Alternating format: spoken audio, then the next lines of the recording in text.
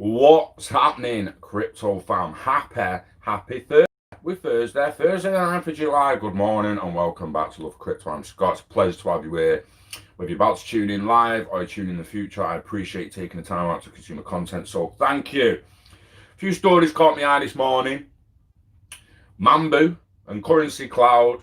In fact, let's get them all up. Let's get all the links up, eh? Let's get them all up. So, it caught my eye. Mambu and Currency Cloud, I Am Legion, Crypto Edit, and a few others talking about that on Twitter. Very, very interested in it. They will be doing more research, as the article doesn't say much, but we'll go through the article. So that was Mambu and Currency Cloud to offer international payment capabilities to clients.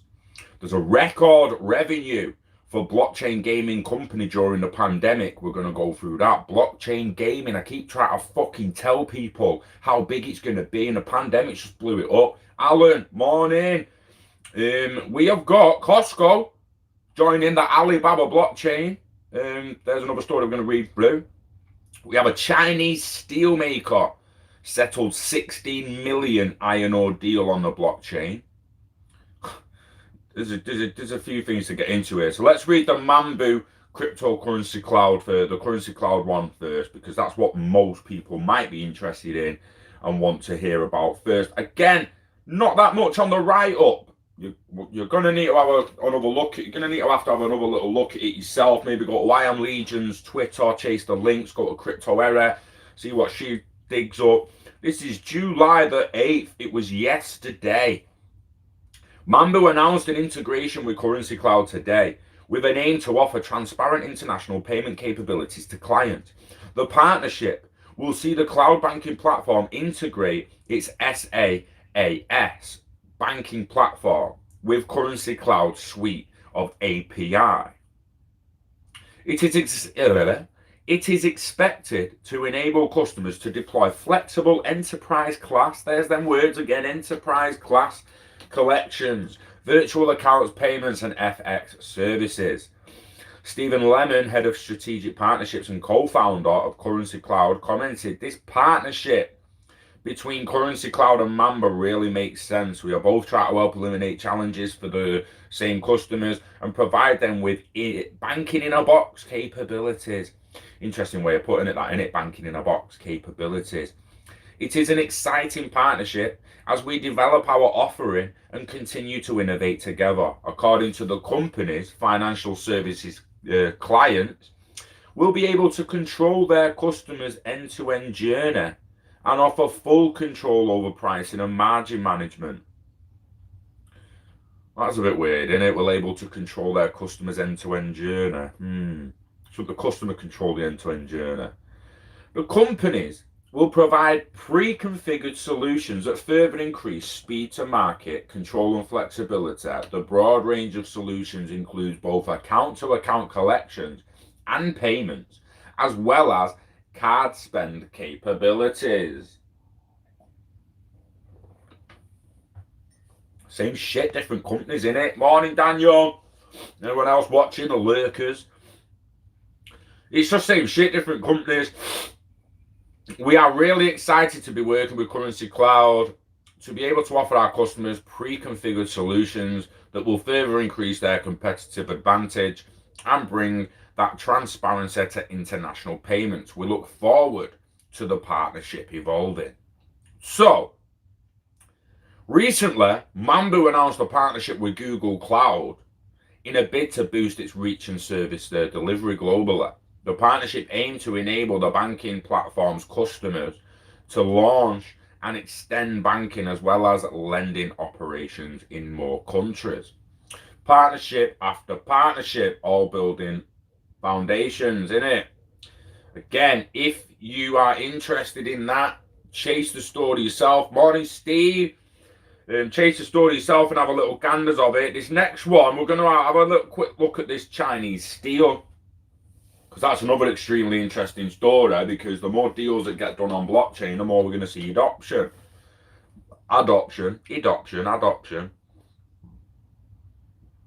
In its first ever, Chinese steelmaker, Nanjing Iron, and a steel company, said it has completed an iron ore trade on the blockchain. The steel company obtained a $16.87 million shipment of steelmaking ingredients from the joint venture between the multinational mining group Rio Tinto and Hancock Prospecting Pty Limited. The shipment included 170,000 tons of Australian iron ore. Wow. According to Reuters, the dollar-denominated transaction was supported by Singapore-based DBS Bank and the trade finance platform Contour.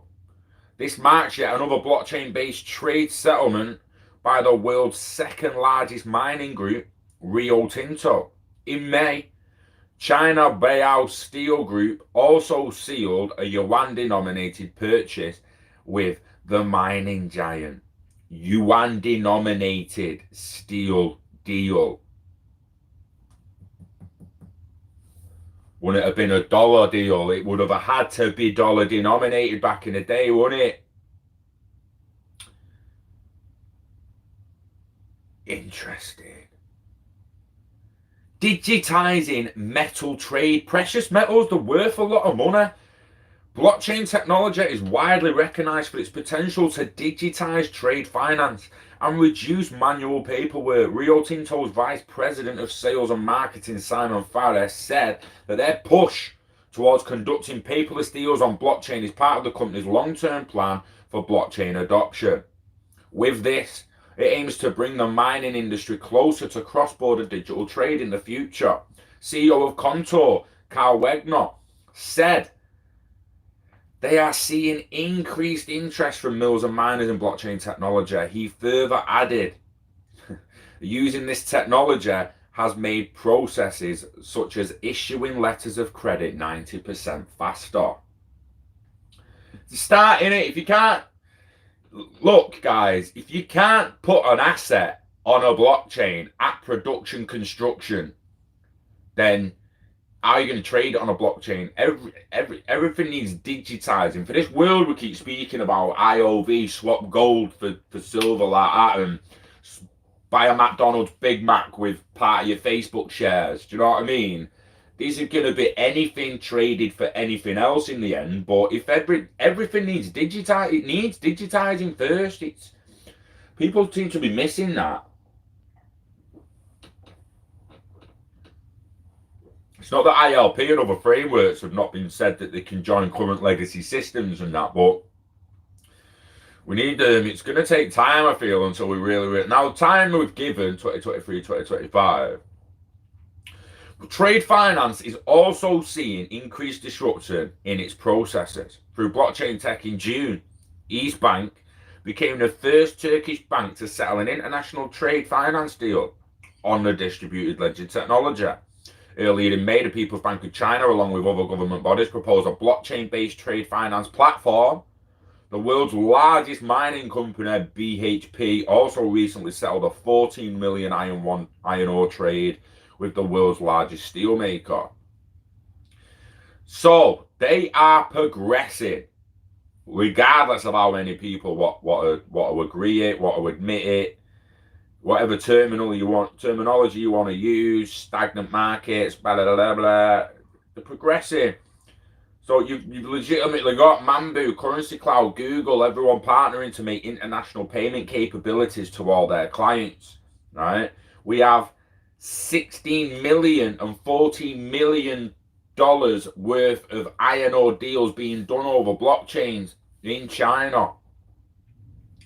It's... There's quite a few stories today, Daniel. I'm running through quite a few. Blockchain steel. See, this is the thing, innit? You'll get this is the choice, Daniel. I think this is the choice where you get a healthy choice on which platform or middleman you want to use. Look, I said this to Stephen Coombs last night. Like, we get told that this links to that links to that, and that links to that, and it's all dead easy. And you either trust a middleman. We're told it's removing middlemen, and it's removing the need for middlemen. It's not removing middlemen, it's removing the need for them. So, with regards to the XRP tip bot, how many people now have just redirected it to Uphold instead of trying to figure it out how to do it for yourself and actually get an ILP connector pointer pointing to just your own fucking wallet? Because you can do it if you can work it out. But no, everyone's like, oh, it's just go Uphold for it, you know, your middleman, because they made it easy for everyone to do.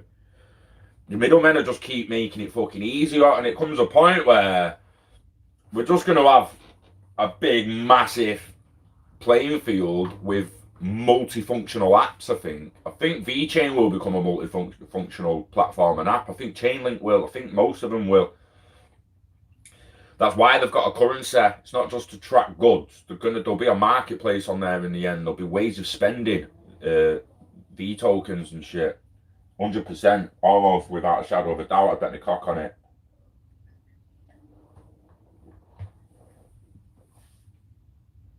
Next one.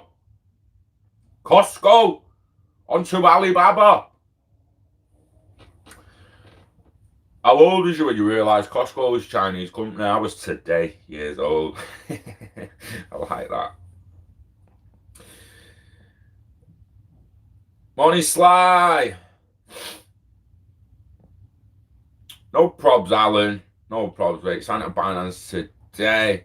They have trading for so many coins. Oh, mate, Binance is a beast, isn't it? The amount of pairs in that Binance has got, it's an absolute beast, mate. Even a futures trading's got quite a few pairs at heavy leverage. Be careful if you're doing that. Chinese firm at Costco. I'm like, what? Okay. Costco's Chinese. Found that out today. This is today, July the 8th. July the 8th. Another major container shipping firm embraces blockchain, and this time it's a Chinese state-run company. Costco. I've ordered, like, again, more information. The state-run, they're run by the Chinese government. Costco. Are you shitting me? Excuse me, I never knew that. Costco, the Chinese state-run container line, announced this week that it has partnered with Alibaba Group to adopt the blockchain tracking solution for its Ant Financial subsidiary. Again, blockchain tracking, use VeChain. They want to make their own. Everyone seems to want to make their own. Because you can. If this was like being monopolized in the 90s was, with Microsoft just fucking doming, there would only be VeChain, wouldn't there? And everyone would be promoting VeChain, and everyone would be like, well, you use VeChain or you figure it out yourself, mate. Whereas now, there's VeChain, Chainlink, other one. You've got quite a few popping up that are actually going to track goods and more. We look forward to supporting the digital transformation of the global shipping industry and work with Costco Shipping to make it easier and more efficient to trade globally, said Eric Jing, Executive Chairman of Ant Financial Group. Costco.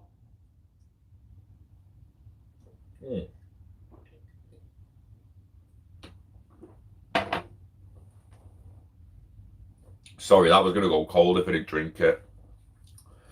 Costco is only the largest company to jump on a blockchain bandwagon in the shipping industry, according to the Wall Street Journal. Right, we'll go that link in a minute.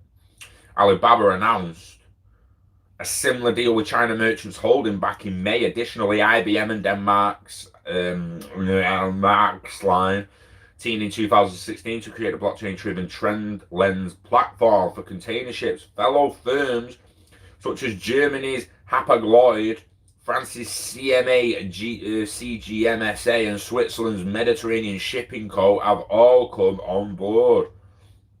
The journal report suggests that TradeLens use has fallen due in part to COVID-19 pandemic, with fewer global shipping routes running and thus less complex infrastructure for companies to oversee. However, Alibaba's recent signings suggest that Chinese firms still see the potential for blockchain-based improvements ahead. Ant Financial has been a major driver of blockchain adoption in China, with the company considered the world's most valuable fintech firm. Whoa, whoa, whoa, whoa, whoa, whoa, whoa, whoa, whoa, whoa, whoa, whoa, whoa, whoa, whoa, whoa, whoa, whoa. Who the fuck? Wait, what? Ant Financial has been a major driver of blockchain adoption in China, and with the company considered the world's most valuable fintech firm. Who the fuck are they? The world's most valuable fintech firm. I haven't even heard. I barely heard of you, mate. Its Ant blockchain open alliance platform, launched earlier this year, can handle up to 1 billion transactions daily, and is designed to easily onboard even small and mid-sized companies. Parent company Alibaba Group, the multinational Chinese technology firm, currently holds the most global blockchain patents at 212 as of last week. IBM placed second with 136 blockchain patents, and South Korea firm CoinPlug in third with 170 patents. 107, sorry. Damn, 12, 7, 19, 12, 212, 319, 419, 425, 455, 455 fucking patents between 3 firms. You what, son? You fucking what, son?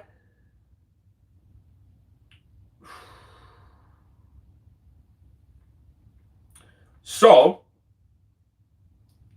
China, mate. China got doing bits, mate. Absolutely doing bits.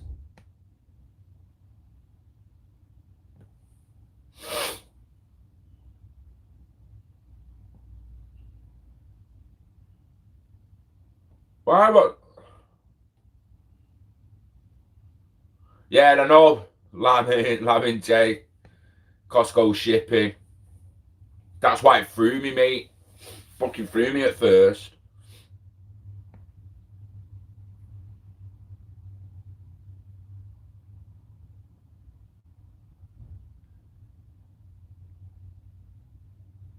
Interesting, that, Daniel. I'd imagine some will use VeChain and you'll just be able to scan the steel and see where it came from. No different than they do the milk on there, innit? Morning, Dave. Morning, Ramirez. It's time for the tube. I've not even rolled it yet, mate. I'm in a bit of a rush. Well, I was in a bit of a rush this morning. I hadn't even rolled a tube yet. I want to get through a bit of this first. IOTX, or is that IOTA? And you did you typo?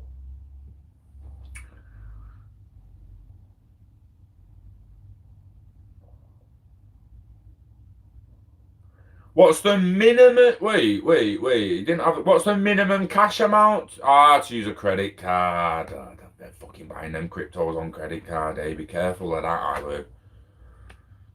Use a debit, lad. Totally unsubscribed, Sly.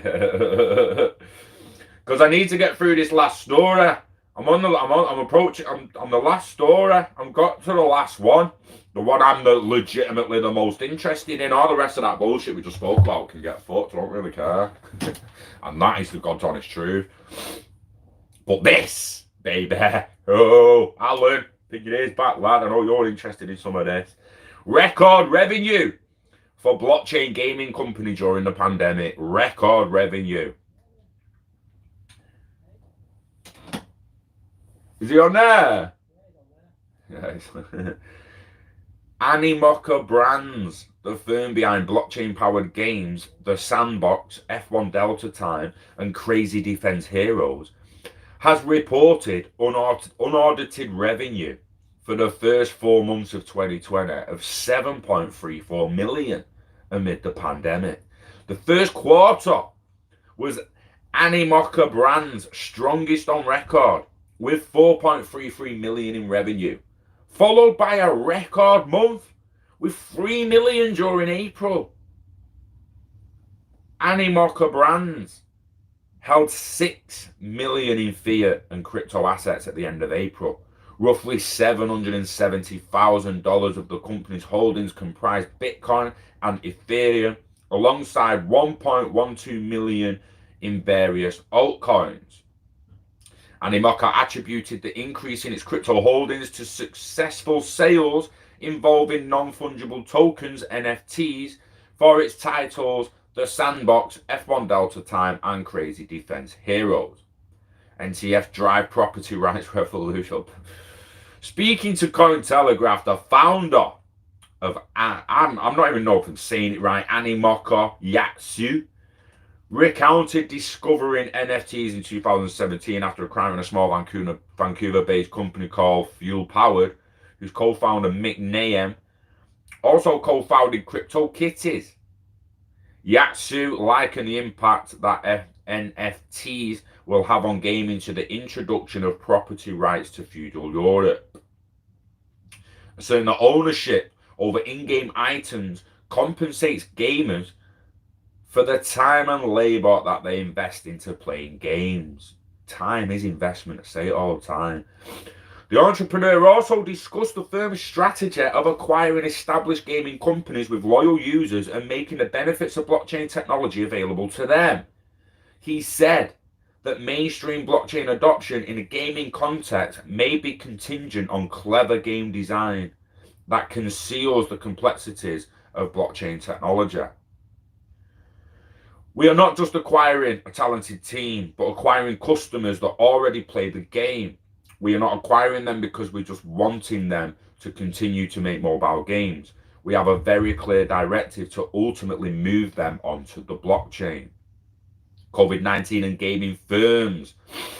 Yatsui noted that while the coronavirus pandemic was the catalyst for a significant increase in game users in the short term, some gamers may drop off as the world returns to normalcy. However, CU believes that the coronavirus lockdown has fostered a change in behavior among many new and born-again gamers.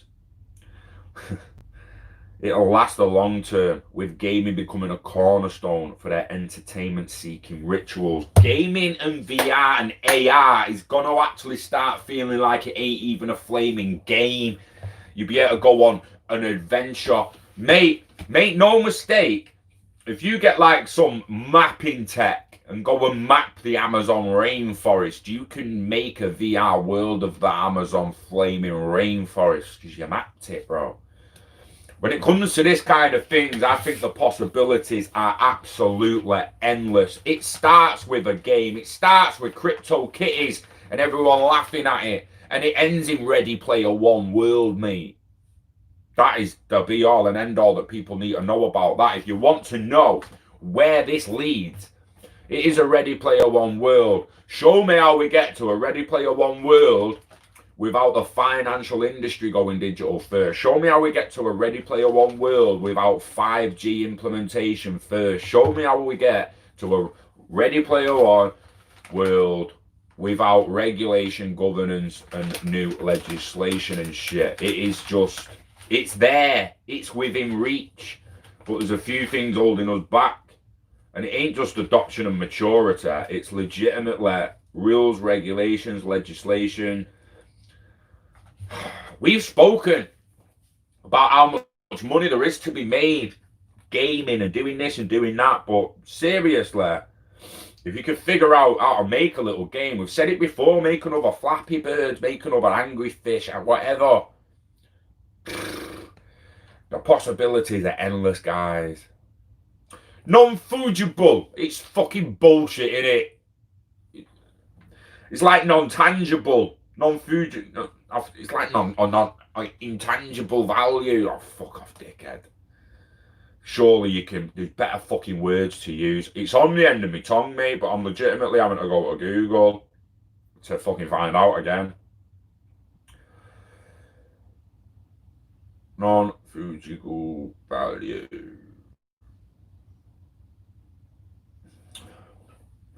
Two NFTs for the same emission do not have the same value. Right, yeah. No, stop that fucking bullshit right there. Fucking not interchangeable. when referring to goods or commodities that are not interchangeable are called non-fungible. Not interchangeable. Can a person be fungible? Could be fungibility. Am I even saying it right? Fungible. What the? Not interchangeable. Jesus. You, mate. It means it can't be broken into smaller units. Shit, why the fuck are you not on there? That means there's like an ERC20 token with no decimal place. Is that what you're telling me? So one's one and you can't have half of one. You've just got to have one or none. One or none. No half, no quarter, no 18 decimal places so you can have fucking 100 million fucking pennies in one. Like Bitcoin. That's what it actually is. G'day, Steady Eddie from us. Smoke and grow all day long in Colorado. Britain's pathetic. Britain is pathetic, aren't we, eh? We are just lacking. And it gets to me because, like I say, Theresa May's husband sells more medical cannabis than anyone else on the planet. So it's what's going on? Like, they tell us it's not got medical value, yet they're selling medical cannabis. Oh, yeah, lying bastards. Oh, the new PlayStation graphics, mate. PS5. It's going to be naughty, mate. I've not seen the VR and the augmented and that and how far that goes. I don't even actually know if the PlayStation's gone mixed reality yet or if it's still a VR headset. It's the cameras on the outside of the headset, right? If there's cameras on the outside of the headset, it's a mixed augmented reality headset. If there's no cameras on the outside, it's only the virtual reality. You will only see the virtual reality. Now, I said in the past, Cluedo, the game Cluedo would be epic in mixed reality. Now, imagine going round to someone's house and taking your fucking Microsoft HoloLens with you, or the little ones come in the Cluedo box or whatever. But you put these glasses on, you start the game, and it dishes out who everyone is, and it puts a murdered person on the floor. You can see the fucking person dead when the glasses are on. If the glasses are gone, you put the glasses there, and there's clues knocking about. You can play Cluedo in VR. Like, was it fucking you? And some people can see clues that other people can't see and stuff like that. That'd be sick. You could go on a field and just like start game, and your VR headsets map the field out and like, right, yeah, the dead body's over there. There's a clue over there. There's thingy there. What are you gonna do? The possibilities, guys, are absolutely endless. Like it gets weird in the end because some games we imagine playing them in the same room on a board game and stuff like that, but now other games it's legitimately just online. Like, I miss split screen gaming. I legitimately miss split screen gaming. I really do. Question from the Aussie brothers and sisters: are there many exchanges that we can cash out in Australia? Only ones I know about are CoinJar, BC Markets. You not use Uphold? No. Uphold not in Australia. See, this is why other people just take stuff for granted, really, innit? When you get access to something, especially in the Western world, get access to something, you just think, yeah, they can get that. And well, obviously, if I've got it, Americans can get it. Obviously, if I've got it, Australians are allowed it. Why is it not? What's the point in having the same fucking queen and shit if it's not the same way of living and all that? I don't. It's a weird one, isn't it? Is it just me who finds that weird, or is it actually weird, bit weird?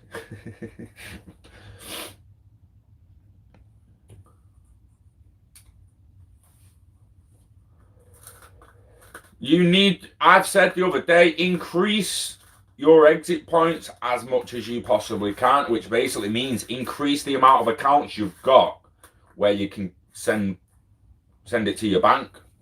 At least before the asset swap apps come, because we all know down the line we'll be able to swap asset. It's not money if it's not fungible. If it's not fungible, it's not money. They fucked us up. They fucked people up saying non-interchangeable. Like that could mean a multitude of things, that non-interchangeable. Non-fungible. Fucking hell. Fucking fungible, eh? Cashed out $80 a card download of a week on CoinSpot and Cocktail. First time I've ever cashed out, mapping how it worked. Yeah, it's like that at times, isn't it? You know, it's the first time you've ever done it, you're like, fucking hell, is this actually gonna go to my bank here now? I fucking hope so. Uphold, mate. Uphold in the UK, 14 seconds. To at your bank from Uphold, 15 seconds. Psh, done. There. Got your money. Go and buy a t-shirt with it, whatever you fucking want. Not even had a look at Uphold cards and that, me. Don't really use Wirex anymore, and Wirex actually fucked me over the other day, right? So Wirex, I had two-factor authentication set up on Google Authenticator, right? So I goes on to Wirex, and I goes to send myself a little bit of money to set up a little XRP wallet to do testnet shit on. Just need like 30 XRP in it. So I went on Wirex and I thought, let's see how much fucking pennies I've got in Wirex, because they have a few quid in there waiting to pay the £1 a month. Fucking bullshit. So I went and there's like £7 in there, so I spent a fiver on XRP, got like 32 XRP. I'm like, right, that's 30, it's enough to do the fucking test wallet. Send them to Zoom. Oh, email confirmation. No, mobile confirmation. And I'm like, what? Like, that's my old mobile number for one, so I can't confirm that shit. And I'm sat there thinking, but I've got Google Authenticator. Why are you not asking for the Google code? Why are you asking for a mobile number when I've not set mobile authentication up? Not once did I tell Wirex to ask me for my fucking phone number when I put a transaction through. It should be Google Authenticator. Now I can't use Wirex. Absolute bullshit. Wirex is a dog shit platform. It's lost me faith. They've lost me faith. They really, really. I've lost faith and confidence in fucking Wirex. I really, really have.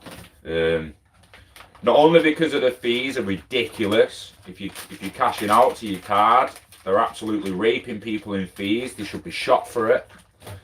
Slice the CEO's throat and see how the rest of the company act. Say, listen, you've took the piss, mate. Fuck off.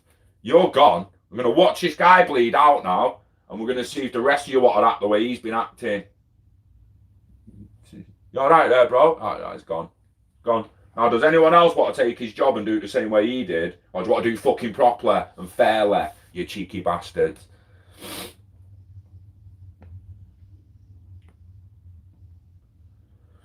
Well, it stopped too. Fungus cousins. Yeah, Cluedo's a sick game, mate. Morning, Sean.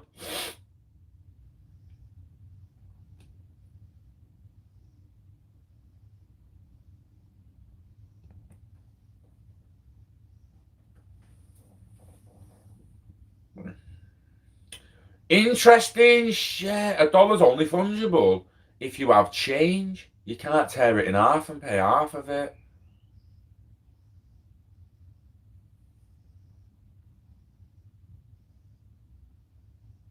There's a shortage of change. Rah. I hate saying rah. Sorry, guys. It just comes out now and then.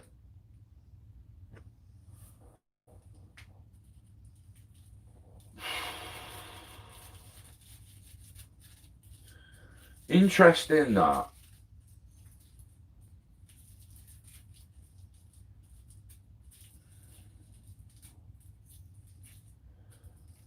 Does that... Very interesting.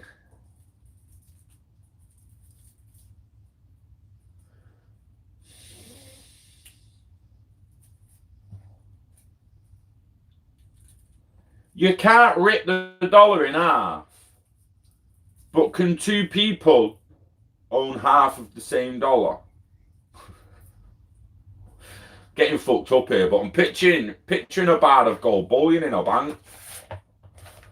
So only one person can own that whole bar because it can't be cut in half and split in half, can't be melted down to half a bullion. It's weird, isn't it, that? Oh, I had some Dogecoin back in the day, but I made loads of gains off it. So I moved them into Ethereum to buy me Bab. Maybe should have left a bit in fucking Dogecoin, shouldn't I? But shit happens, mate. You make decisions, and you just make decisions, and you stick to them, and you accept the consequences of that decision. Otherwise, you need to stop fucking making decisions and just...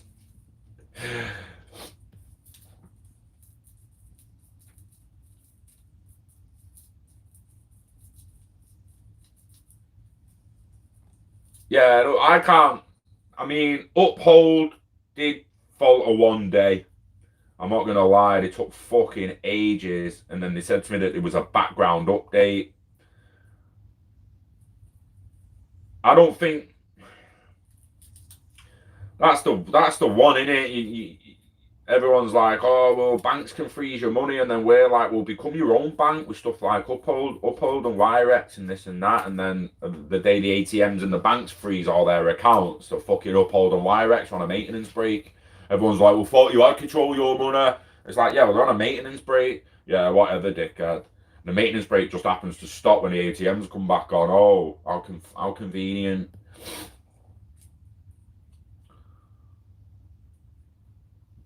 Interesting.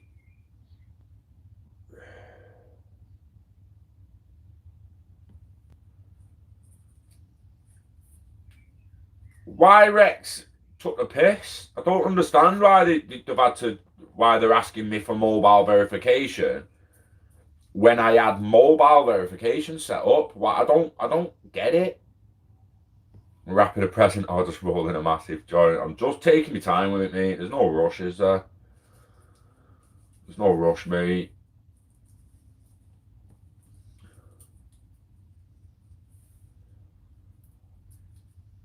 Uphold, no fees.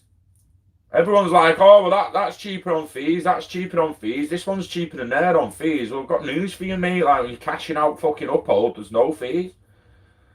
And if there is, I don't fucking notice them.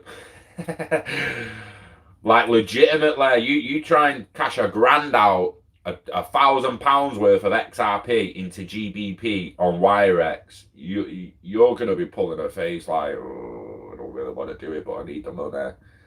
Uphold will just be like, they even charge me for that. You even get charged to do that then? And it's fucking there like that. What?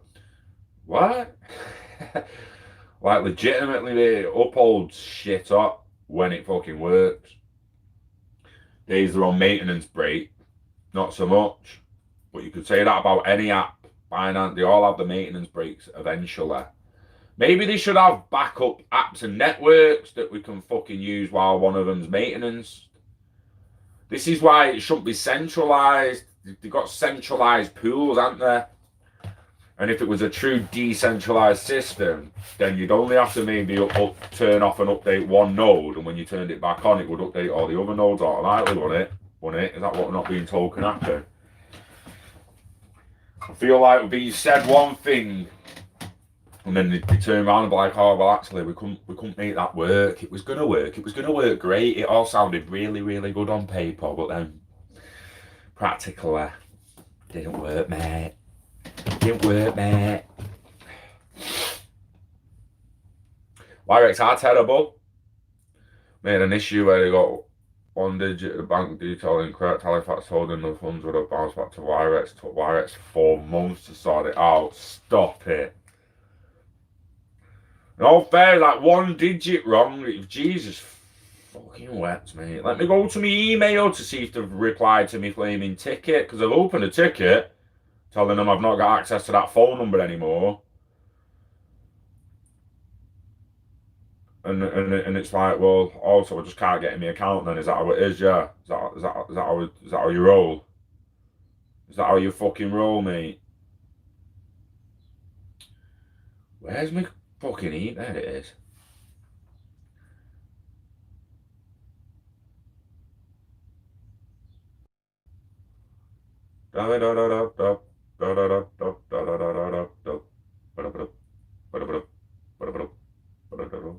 Crowd Q, Instagram, 8th of July.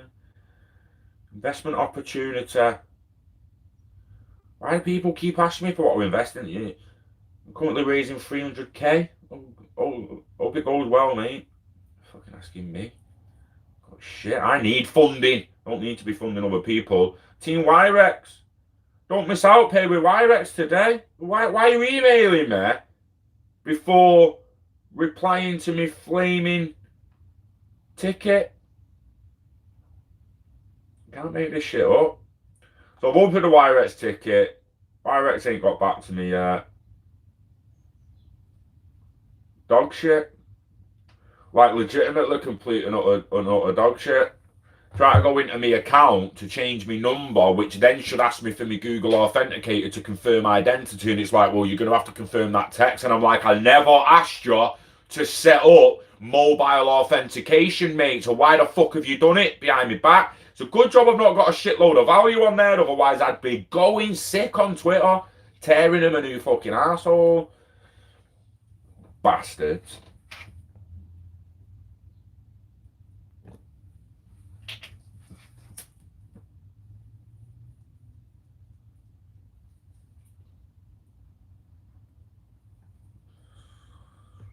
If you're not afraid to lose the value on liars looking at cashing into Tether when things go crazy to wait out the storm. I don't see a problem with Tether. People should legitimately trust Tether as much as any other token they trust, basically. I think Tether's been around long enough now that the regulators would have ripped its fucking ass apart if it was dodgy. Surely be one of the first to go after. Never mind XRP and the rest of them.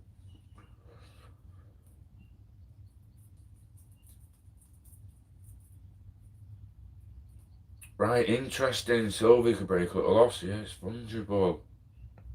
One hand rolling. I fucking wish I could do that.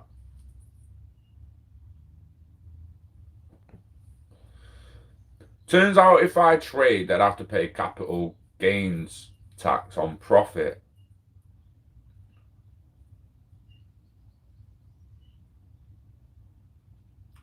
Asset swap though, down the line, Alan. Capital gains are from capital. When you sell something back into cash, capital, fiat cash, you get capital for it. An asset swap isn't capital gains, mate.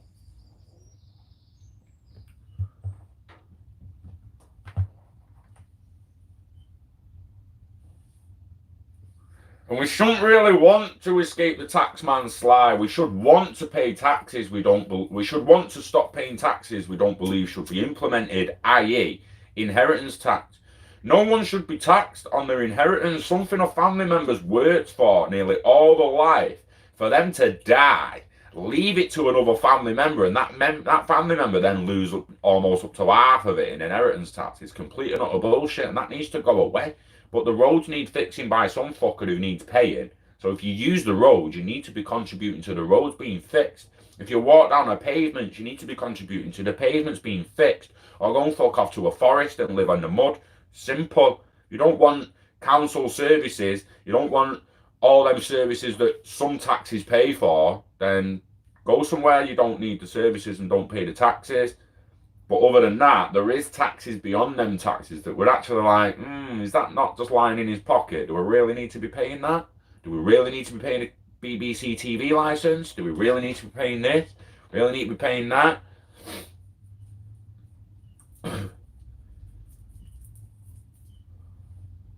Wake and bake, Sean. I'm not saying there's no fees at all on Uphold. I'm saying I barely even notice a fucking fee when I transfer shit across there. I don't.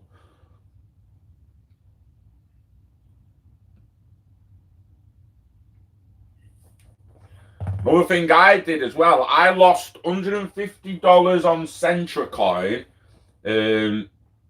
How much value people lost on Ethereum and shit? Taxman ain't coming for you yet, mate. You've got a lot of, we've got room to move before the taxman's coming for us. Taxman comes to me, he's like, oh, you've made that on crypto, and I'm like, yeah, and I've lost all that, mate. So let me show you these fucking trades where I got burnt to fuck. Taking that money off me, cheeky bastard. Don't just track your gains, track your fucking losses. Because if he comes knocking on the door or saying on the phone call, you earned $5,000 here. And I'm like, oh yeah, well I lost $5,000 a month before, so shut the fuck up. It's just called expenses, losses.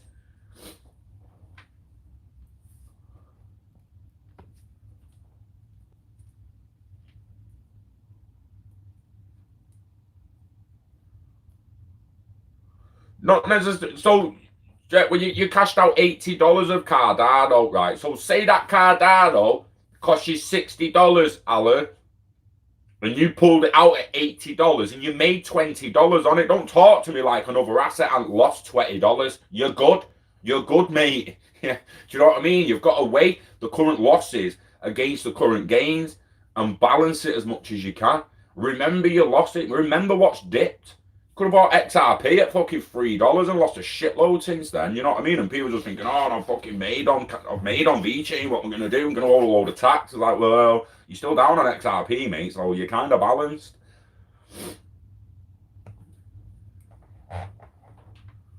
Well, do Shatterbot. Sick. The tax office in Australia rips us off more than the average country. And they don't need distress. That's why we need to make a tax bot, Alan, and just gather it all up for us.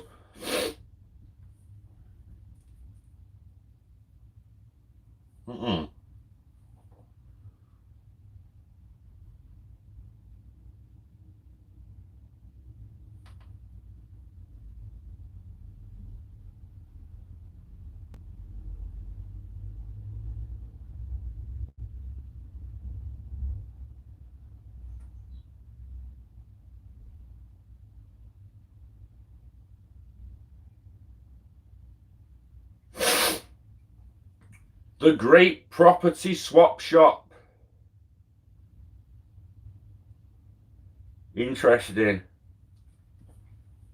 Like I say, I'm not sitting here claiming to be a fucking tax expert, but we know corporations and other people get out of paying capital gains tax and other taxes because they do asset swaps and they buy assets before they have to either track profits or track the gains, or they haven't even bought the asset. They've legitimately done an asset swap.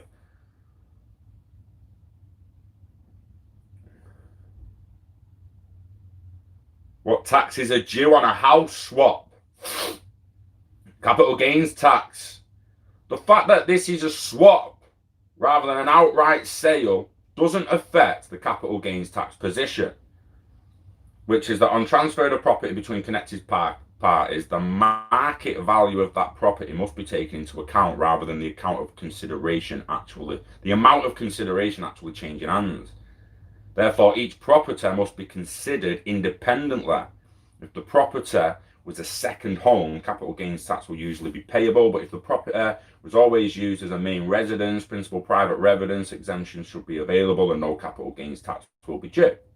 It depends on the individual circumstances.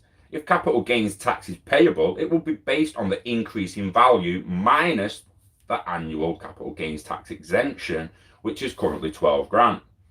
It will also be possible to deduct the cost of the swap, legal fees, stamp duty, and other capital expenditure from daddy, we like to party.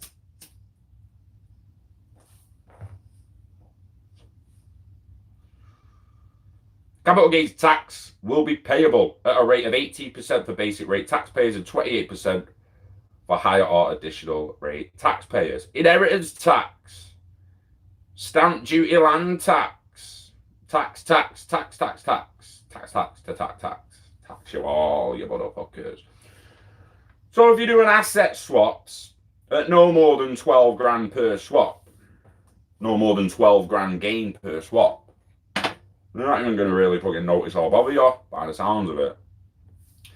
Now, it's also a good idea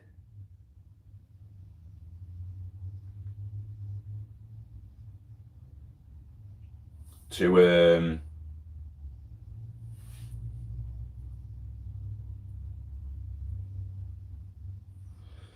because it's also worth looking at how it'd affect you doing asset swaps as you and doing asset swaps as a corporation or company that you've set up.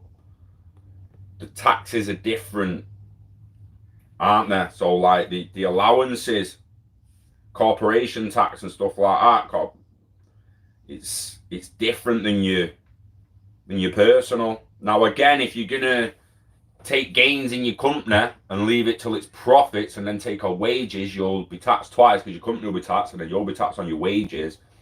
But if you pay minimal wages and dividends yourself at the end of the year, like a lot of these people do, you stand in a better place. Yes, David, been years.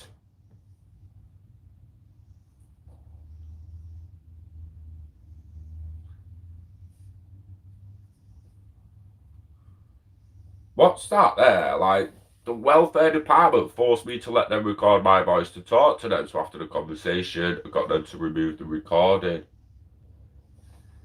Interesting. Morning, James. Yeah, smash the likes. Stop waiting for Ramirez to ask you.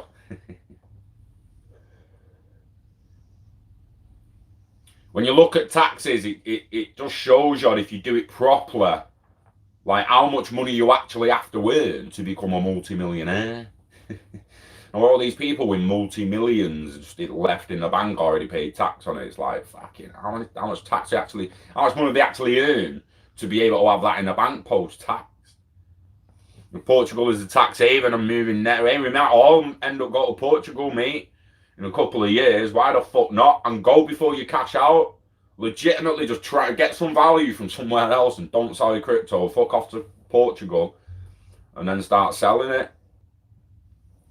Migrate. Let's get that up on Google. Migrate to Portugal from the UK.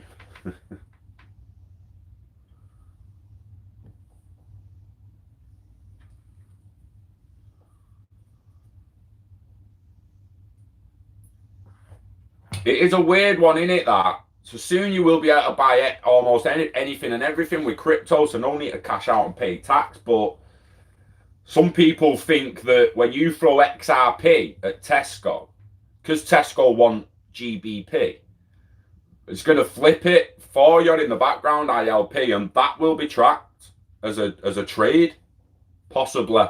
Not saying it will be 100%, but it's possible.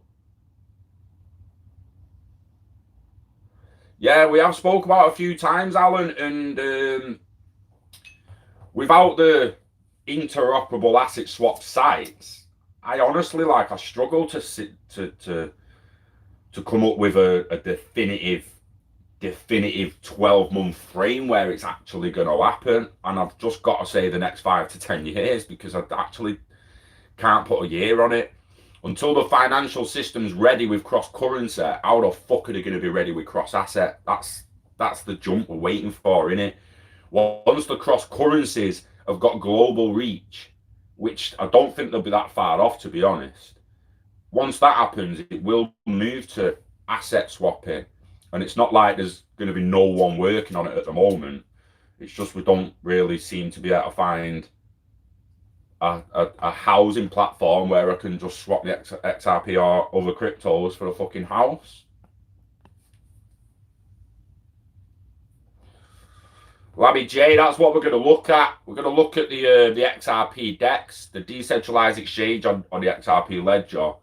I'm going to try and work a bit of that out. And again, like maybe people can set up their own gateways to exchanges and their own ILP connectors. And if you've got a powerful enough machine, you'll be able to run a Ripple node.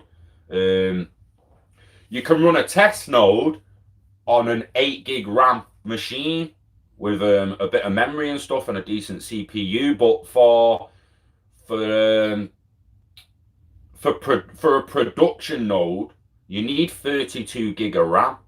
I've only got 16 in my PC. My PC can't even run a fucking XRP node. Not a production one. It can run a test one.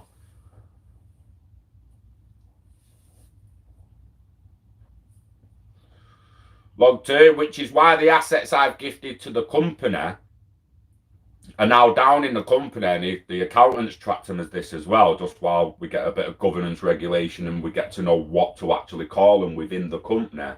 We've called them a fixed digital asset / long-term investment, because you've got fixed assets and unfixed assets and liabilities and all that within the company. We weren't really sure what to put them down as, so we put them as fixed digital assets. So they're not down as a currency, they're down as an investment the company's made. Do you know what I mean? And considering it, probably fucking down on it now. So if we was to cash it all in now, not only would it probably fucking end me, but I'd be down. So I wouldn't owe any tax on it. It'd actually be a loss at the moment because of the Ethereum dip and Bax dip. Now, don't get me wrong, in 6 months' time, we could be looking at fucking triple gains, depending on what happens with VeChain, Casino Coin, XRP, anything, you know what I mean?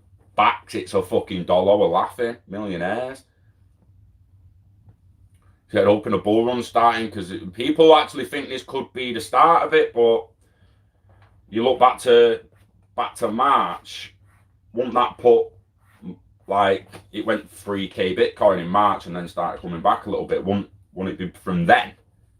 We're like in it, but just not agreeing we're in it. Someone get the Bitcoin chart up and just do it from March to now and tell me that looks like a bear run. Let me do it. We'll get the average up on CoinMarketCap. And we'll see if it still looks bearish. Because we get to, is this the bull run yet? Are we in the bull run? Well, how do you know how everyone's expecting? Is everyone expecting like a 7-week bull run like last time to do all-time highs? Or are they expecting several months, maybe even 2 years? Like, how long has a bear run been? CoinMarketCap. CoinMarketCap, lad. This website smashed it, didn't they? Like, it's another thing where someone just had an idea, did the aggregate website, and boom. Absolutely fucking smashed it. Bitcoin! Bitcoin! Bitcoin! Bitcoin! I'm getting some of them Bitcoins.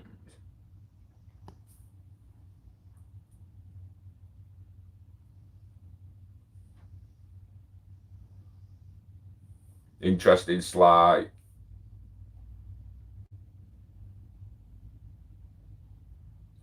It's not necessarily that, Lemon J. It is if you still rely on the banks, you still rely on government legislation, but if Uphold have set up all these gateways and pathways and all that, and all they really needed was resources and funding to do it, why can't you do it once your funding's there? Why can't you set your own network up with your own gateways and pathways and not have to rely on a middleman?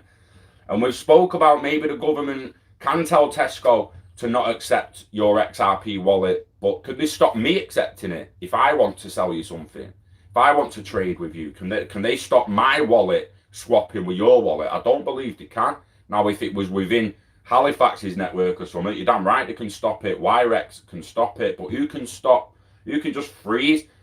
Like, without the validators of the XRPL saying that's a bad actor, don't fucking let him in anymore. Do you know what I mean? It comes. It's not that it's ironic, because we don't really know how it's going to all pan out.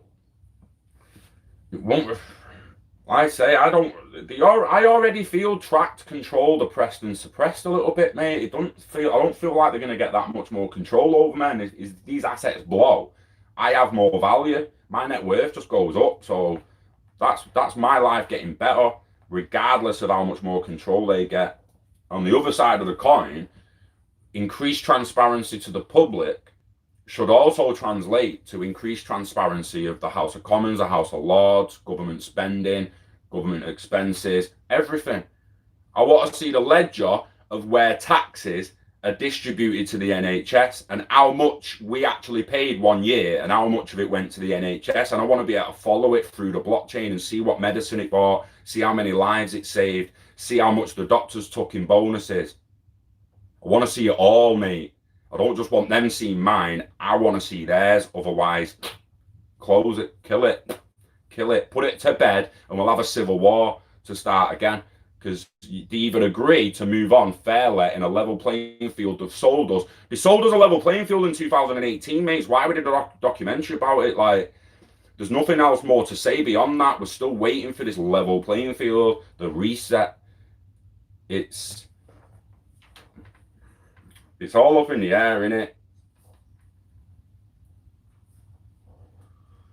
For a lot of us, it's all up in the air.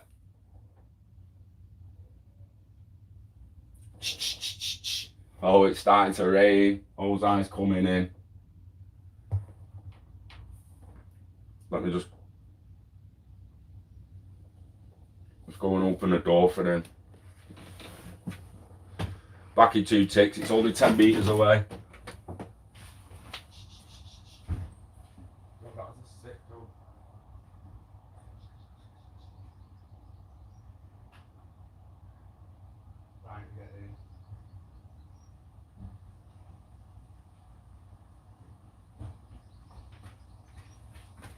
I'm back.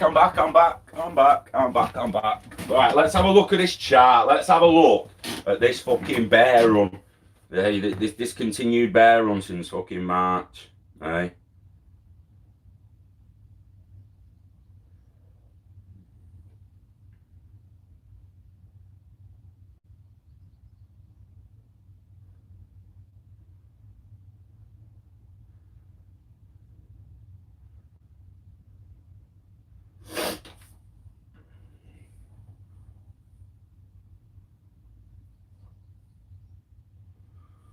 Loading. Load, man. Morning, Peter. Latest James. Sorry, mate. I went and let the cat in. I missed you. Morning, Crypto Insomniac. Alan moved to Canada somewhere else. I'm fancy moved to Canada. Right, here's the Bitcoin chart since March. Are we still in a bear run?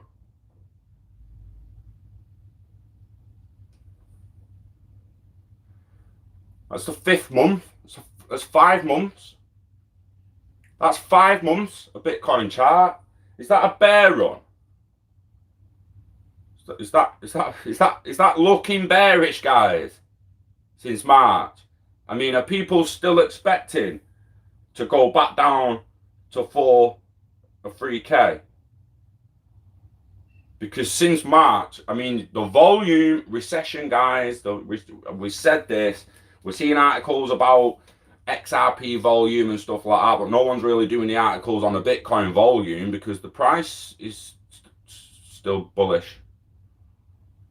Price is, I mean, we're getting a bit of sideways action there for the last fucking 3 months, but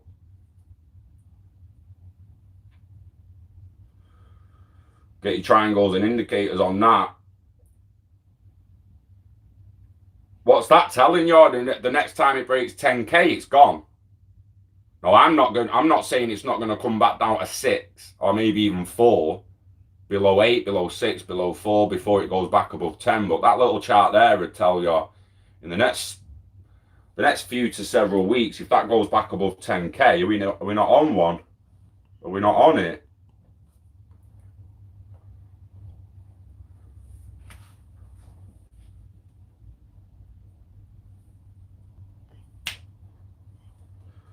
Lammy, I like your thinking, mate. I like your thinking. We need thoughts like that. We need thoughts like that on in the DLT consortium group. Email us, mate, if you don't mind giving us joining a WhatsApp group and that. Like, you have to, because we're going to have to connect and contact each other. So you'll have to sacrifice your phone number to the WhatsApp group, but it'll only be to the people in the consortium, and there's only about 6 or 7 of us in there at the moment anyway. So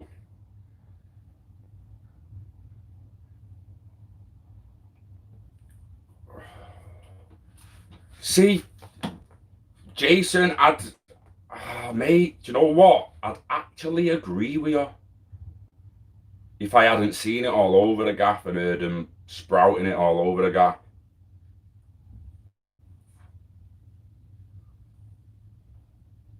Like, this is something, this is another thing we haven't come up with. This is something else that's being said by other people, right? Now,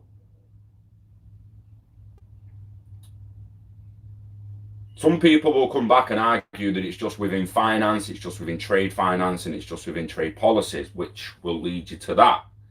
A level playing field is a trade policy term that refers to a set of common rules and standards that are used primarily to prevent businesses in one country undercutting their rivals in other countries in areas such as workers' rights and environmental protections. But that's not where it ends. From Wikipedia, in commerce, a level playing field is a concept about fairness. Not that each player has an equal chance to succeed, but that they all play by the same set of rules. For trade, is that all not already there in the WTO? Like the World Trade Organization, does that not already have the trade rules? WTO rules?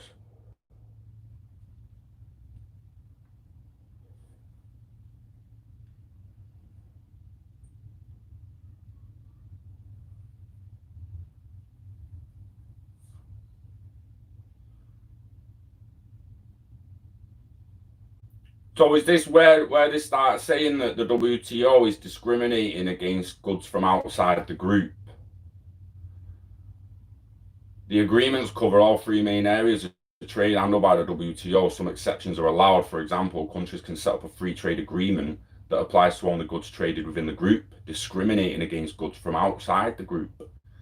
Is that something that the level playing field's cutting out? But right, what it comes down to, you're delusional, believe this, that, and that, and yeah, fair enough, but that's down the same road as it's just the way it is, and I don't like them terms when it comes to politics and policies. I don't like it. It's just the way it is. You're delusional, and I don't want to get into a big fucking slavery debate or women's rights debate or anything like that, but go back to the 1910 and tell women they're delusional if they think they're ever going to get voting rights and shit, and they're ever going to get these rights and that rights, or they're ever going to have rights within the marriage. Go back even further and tell a slave that is delusional if they think slavery is ever going to end. It's supposed to live in a democracy, man. We're supposed to dictate how our countries run, not have it forced on us, which is how it now feels for most people, because you come up with something where it's going to be fair and we can track them as much as they can track us, and all of a sudden we're delusional. That's how much we've been programmed that we need to be ruled and not that we need to be, but we are ruled and controlled, and there's nothing we can do about it. It's just the way it is. I hate that, mate, and we need to get that out of people's heads. Exactly, Peter. Exactly. Hearing news agencies and random people and everywhere just like, oh, we're striving for a level playing field, and it is across multiple industries.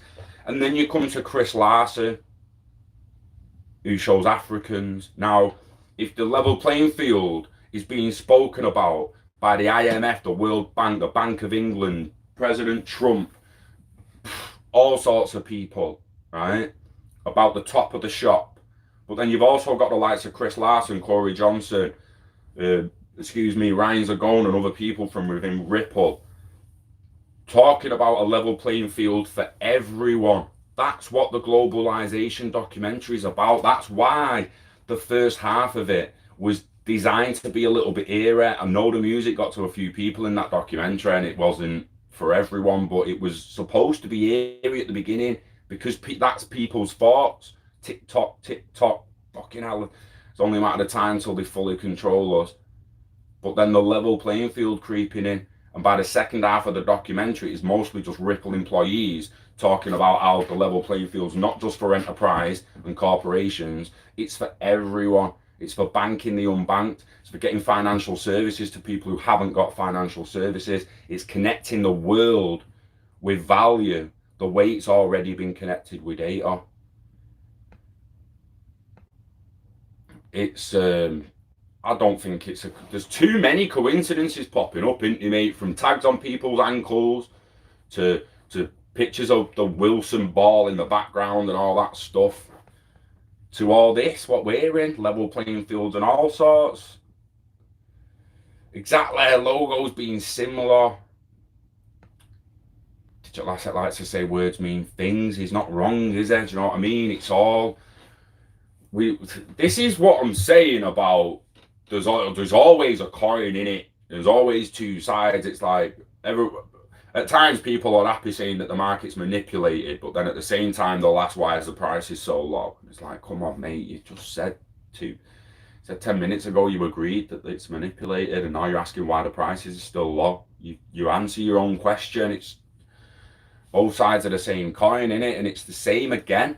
The logos, the coincidences, it's like it's too much of it. Too much of it popping up. The symbolism, as they say. The only real question now for me is how long is it all going to take? Truly.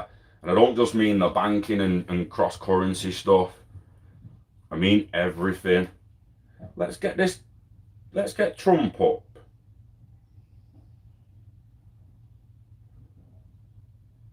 See, what I should have done was got all the chats out of Level Playing Field documentary and made them long. Don't come in here, mate. Don't come in here. No. Doing the rounds, patrolling.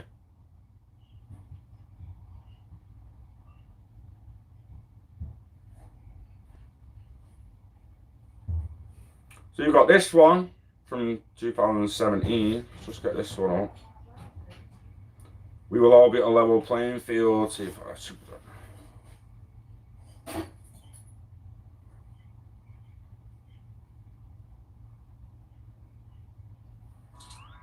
Fucking hell, should be on Brave. They communicate with symbols, symbolism, talking code. Mark Carney, we're opening up the RTGS system, and private sector are building it for us. Do you know what I mean? Like, that said it all for me. Obama administration under the rebalance to Asia, they have emphasized Asia, but China is taking hardline stance in South China Sea as well as China Sea. Yeah, quickening. Went on the missiles and nuclear development. So some countries in Asia are concerned over commitment of United States in Asia. So against this backdrop, as was mentioned earlier, for the Trump administration, or for the situations in Asia, how would you respond to the increasing difficulty here? And President 3 years ago, this repeatedly stated about China taking on the currency, foreign exchange policies which are not good for the United States. Do you think that eventually it will change in the future?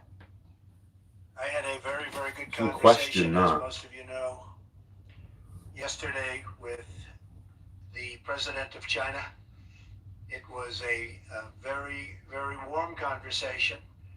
I think we are on the process of getting along very well, and I think that will also be very much of a benefit to Japan. So we had a very, very good talk last night and discussed a lot of subject. It was a long talk, and we are working on that as we speak. We have conversations with various representatives of China. I believe that will all work out very well for everybody. China, Japan, the United States, and everybody in the region. As far as the currency devaluations, I've been complaining about that for a long time. And I believe that we will all eventually, and probably very much sooner than a lot of people understand or think, we will be all at a level playing field. Because that's the only way it's fair. That's the only way that you can fairly compete in trade and other things. And other things. That field, and we will all be very hard to do. And other things. There's your code right there. There's your little bit of code right there on trade and other things. What other things, Donald? Come on, bruh. Open up, mate. Just put it all on the table. Just put it all on the table. Trade, specifically tariffs imposed on European steel and aluminum. Let's listen in. People well and the country's well, and we want to have a fair trade deal, and we're looking to have a fair trade deal, and hopefully we can work something out.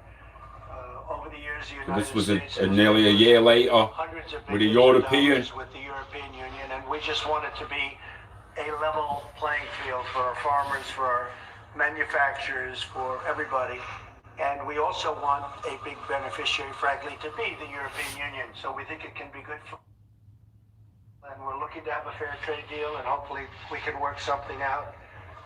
Over the years, the United States has been losing hundreds of billions of dollars with the European Union, and we just want it to be a level playing field for our farmers, for our manufacturers, for everybody. And For our farmers, for our manufacturers, for everybody. Well, what if you've got an idea that you just want to become your own little manufacturer of your own little product in your own garage? This level playing field has to be for you as well. It can't just be for Amazon and Alibaba and all the rest of them to be able to trade and do shit, or steel mills or anything like that. It should be everyone, like Chris Larson says. Everyone. Now, these talk a little bit more code. Larson's on the stage like, yo, this should be for everyone. ILP getting money, getting value to anywhere. Cody is helping move anything to anywhere. The free technologies they'll bet on. We covered it the other week. Again, it's... These are the chats that got us onto it. When you start seeing Trump and everyone else talking about level playing fields, and then Chris Larson and Ripple's talking about it as well, that's where the globalization documentary came from.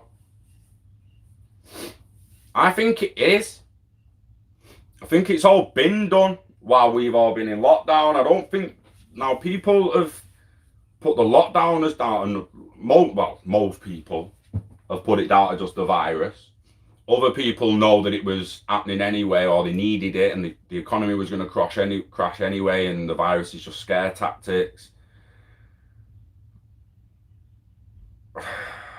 This, I keep saying, this has pushed everything forward a little bit, from some people just wanting to go cashless to not wanting to touch it other people and shake hands and that anymore, to feeling like we still need to be ruled, or look at all the idiots out without masks, they should be they should be locked up, we need to be ruled.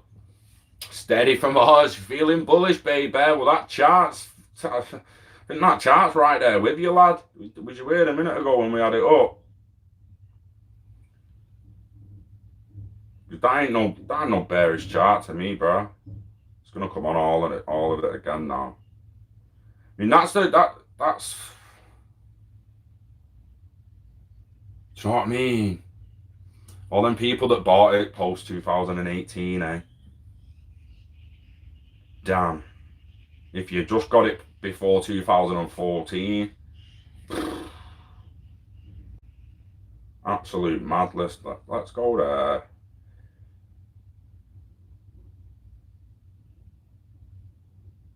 See, if you take it back to 19, it's a bit more, fucking sideways over 5k range. From 5k to just over 10k sideways. But then we drag it into 2020.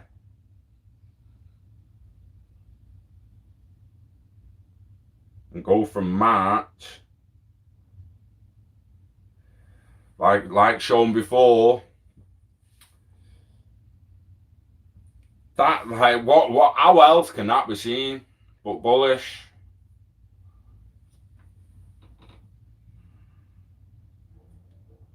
$5 months, mate. 5 months.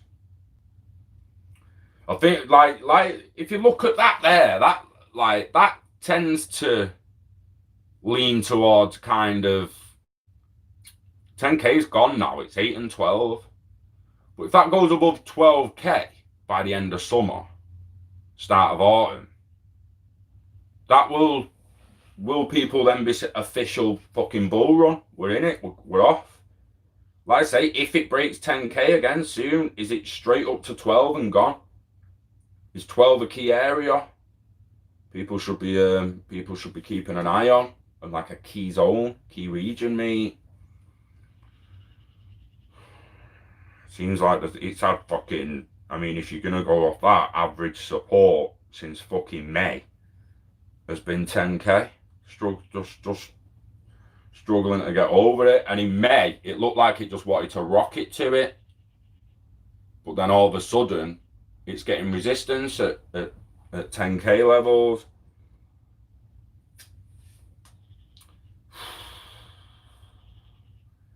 It does feel like it's about to turn around, because only really going to take several little stories in the right news outlets and talked about the right way on the right media outlets for a point where everyone's getting back in work and wages start coming in and people start getting more money to reinvest and stuff like that. Like, how many people are like me at the moment who've not been able to work in the last few months and not bought any XRP? You've actually like been cutting at fucking savings more than you're adding to it. What happens when all us get back in work soon? And then start buying cryptocurrency again at the end of every week? For the volume and buying pressure then.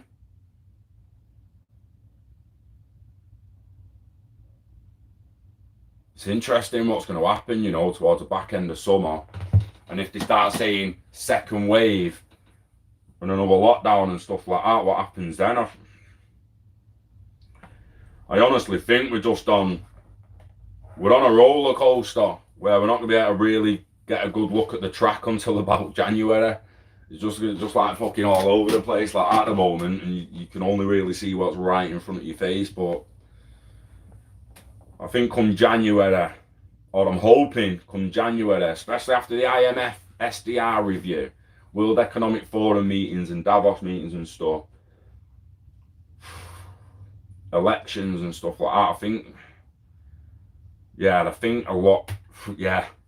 going to have a lot more of a bigger picture, a lot better picture with the direction and the actual time frame.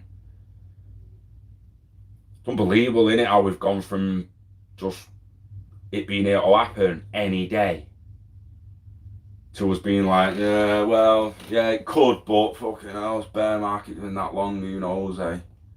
Who knows? Who fucking does know? Wish I did. I'm gonna look in to this Amico,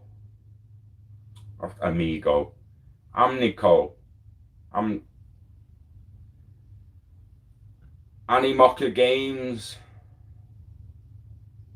VC company. Like that's some of the kind of stuff people should be learning to do with the kids. Do you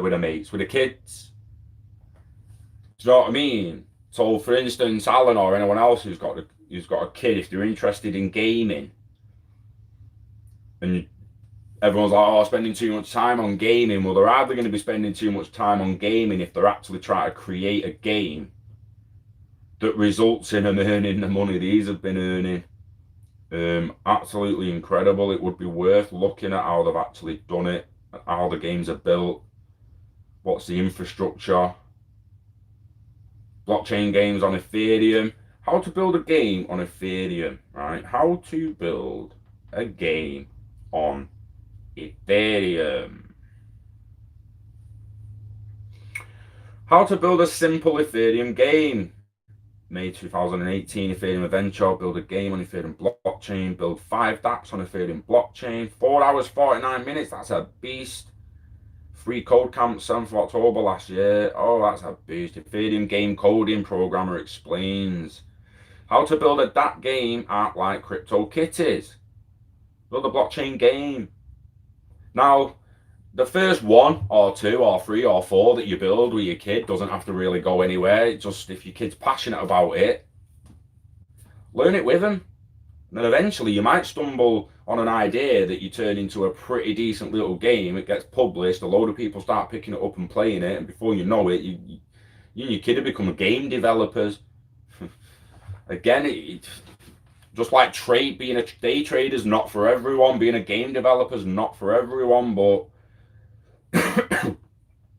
if you're looking, excuse me, if you're looking for something where you can spend a little bit more time with your kid, have fun with your kid, educate your kid while you learn yourself, I don't think you can there's a better bubble than that for a parent and child.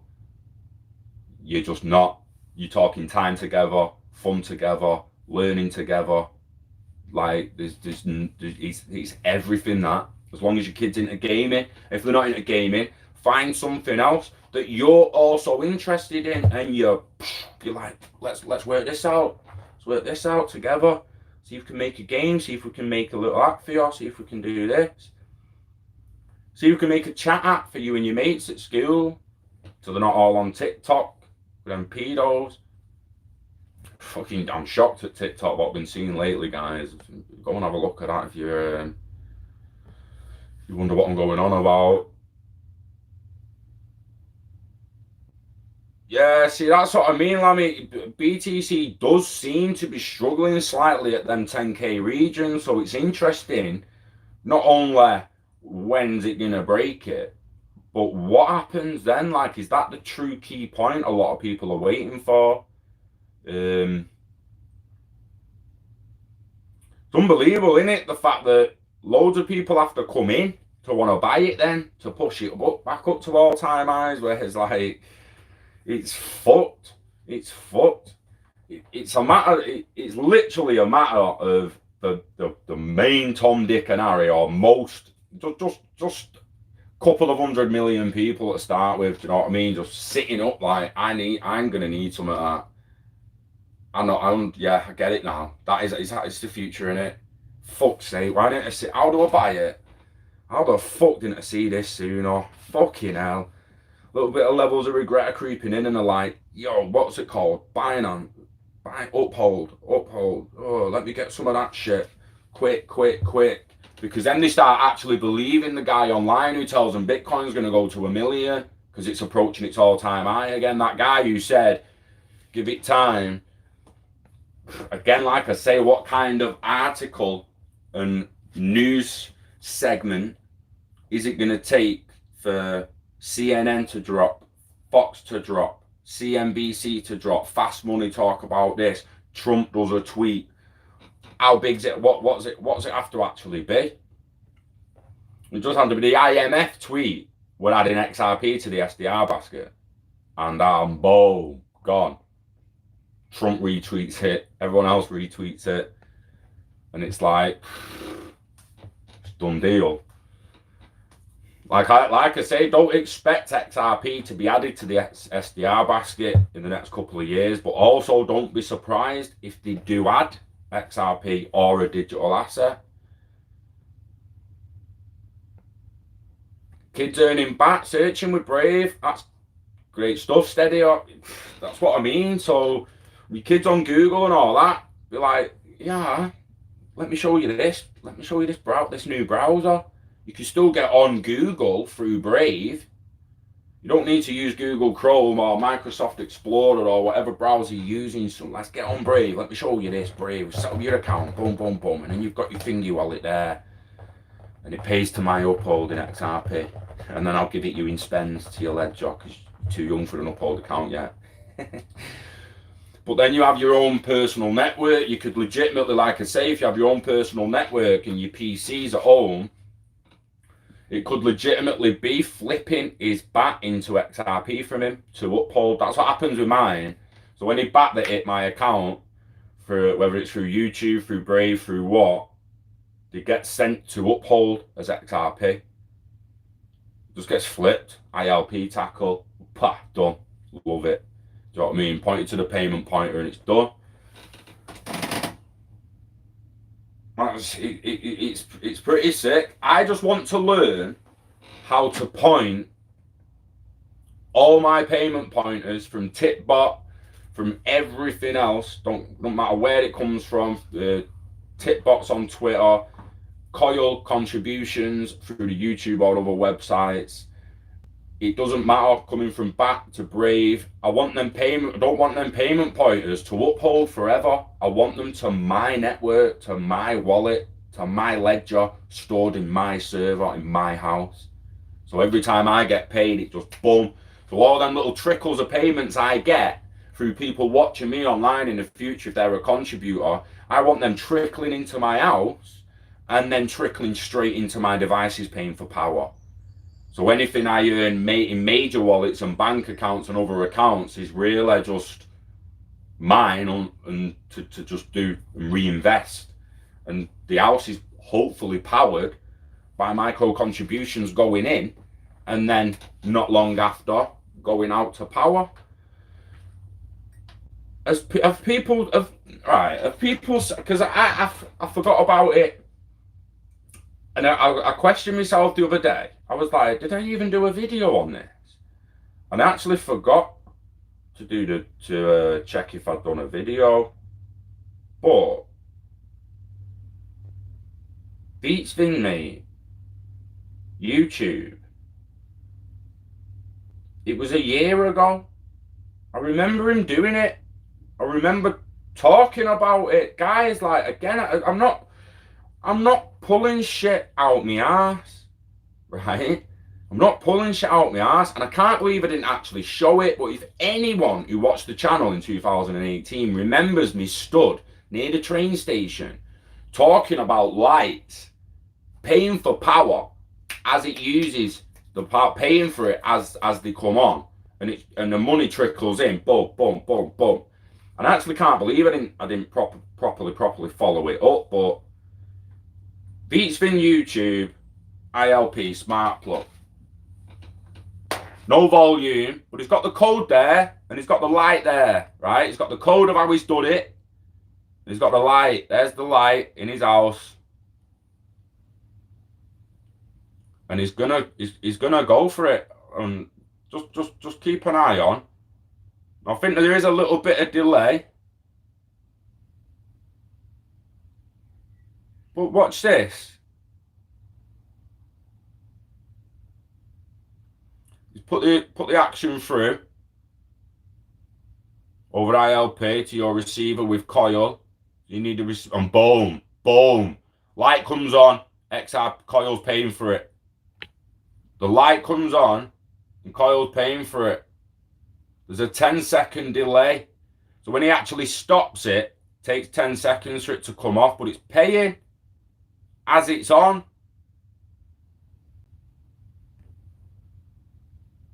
Like, I didn't just like think, oh, well, clearly in the future, lights are just going to be able to pay for themselves. I didn't just come up with it all on my own. I heard David Schwartz talk about per second payments, machine to machine payments, machines paying for things. And then I see that and I'm like, shit, they're right. They're actually right. End program, boom, it's done, lights off, stop paying. Now again, that needs to be your home server, your home hub. Now, I'm not going to talk shit and say there's not an easier way to do it. There is. Go and buy a Samsung Smart Hub.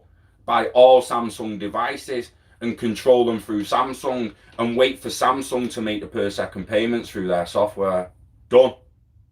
Just be patient and wait for Samsung, wait for IBM Watson, wait for someone else, wait for Alexa to get there with all their devices, or learn to do it yourself on your own network with your own devices, your own wallets, your own code.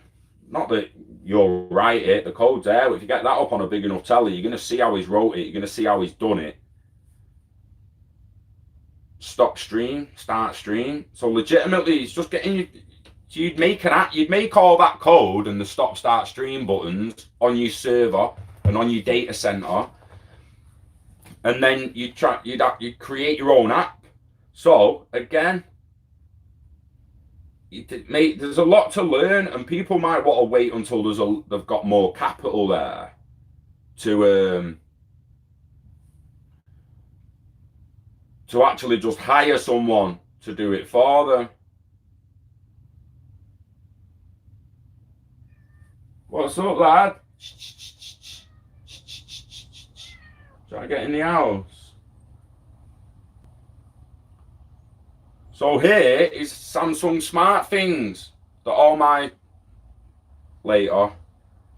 devices are set up to. Now, we've got directly connected devices. We've got the TV in the house, but no living room devices, no kitchen devices. But that's just because I've not bought any Samsung devices and put them in the house, because it's that all the data and the connection on that is going through Samsung servers, innit?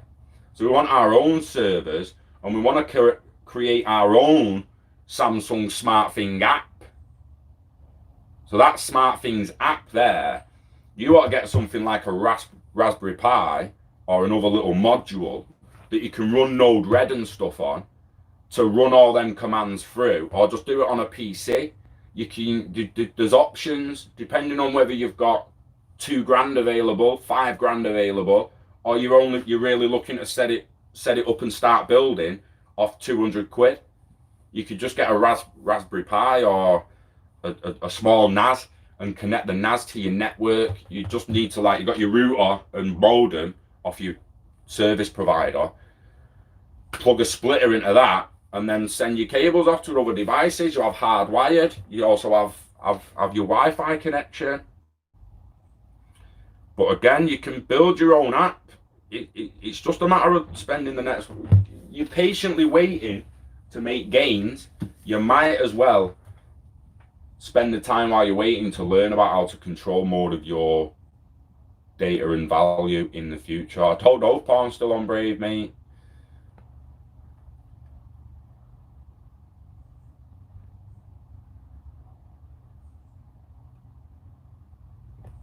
Micropayments only benefits lower earners and poor wealth courts.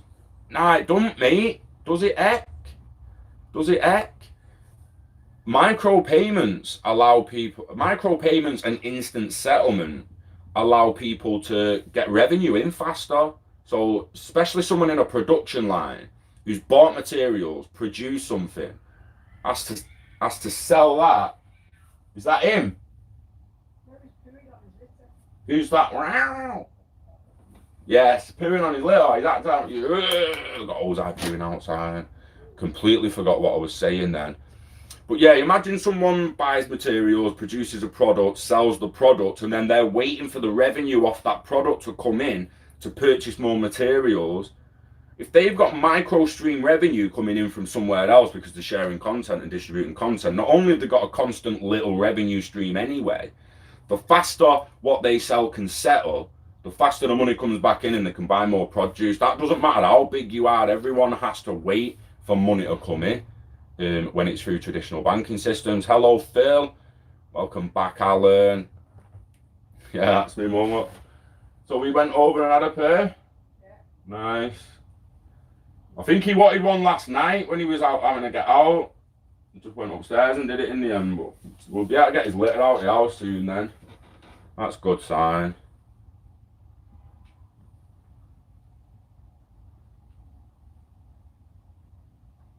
Right, why do you think, Ollie, subscriptions are monthly? Why do you think most people are offered to pay insurance monthly, or this monthly, or that monthly, or Netflix monthly, or Sky monthly? And why are some people paid monthly? It's because the payroll in the companies needs that time to put it through. There's that many people.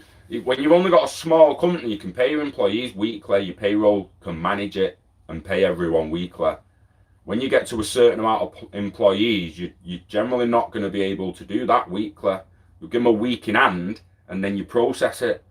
But when it's that big, it tends to go to a month in hand and then you process it. So you give yourself a month to process thousands of people's wages at times, several hundred people's wages, and then you give them the wages.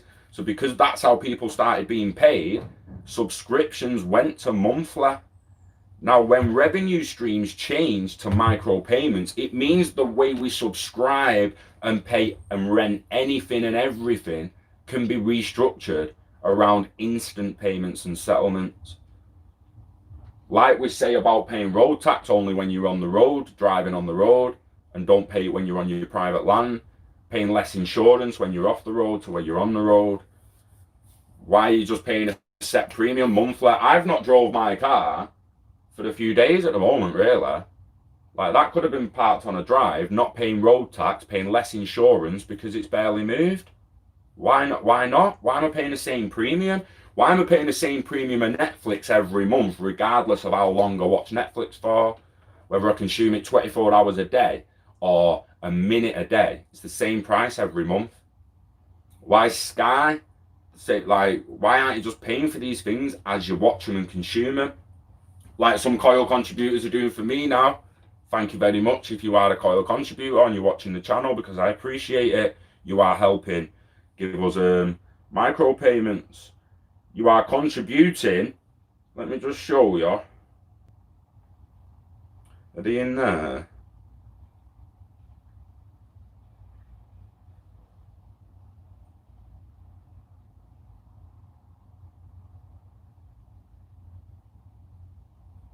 Well, so there's that yesterday. Uphold. You received 36 XRP from the Brave software. It's gone to Uphold. Now, I'd like that to have just gone to a ledger on my network and it just be there now, boom. Not that I can't go on Uphold and send it to the ledger, but I want to learn to set my own payment pointers up to my own ledgers. 100%. 100% I do. If we go to that one, if you are a Coil contributor, you are contributing to that.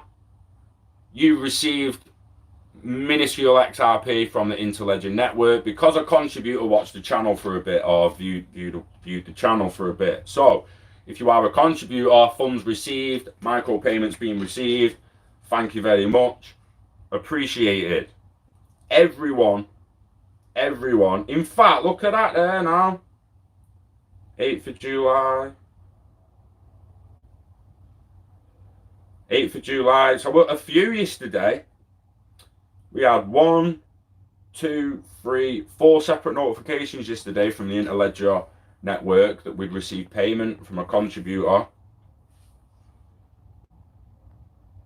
If an employer has 500 people's wages in the bank for a month, they'd earn more if they have it in there for 7 days. Well, if an employer has 500 people's wages in the bank for a month, they earn more than if they have it in there for 7 days.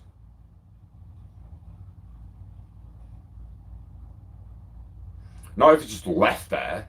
It's just left there. It's just left there, innit? And who says it's actually just left there? You've got... It's not just money in a fucking bank, is it? When it comes to a company. They've got ingoings, outgoings, liabilities. Do you know what I mean? So it won't be there for 7 days in the end. People will be paid differently, mate. People won't want to be paid monthly in the future. They won't want monthly subscriptions in the future. They're not going to want it. And the sooner people start contributing to Coil, the sooner we'll change the game. Netflix ain't going to change if no one's becoming Coil contributors or no one questions them or challenges it. They're not going to change. They're just not. For charging car insurance, be partnered with drivers.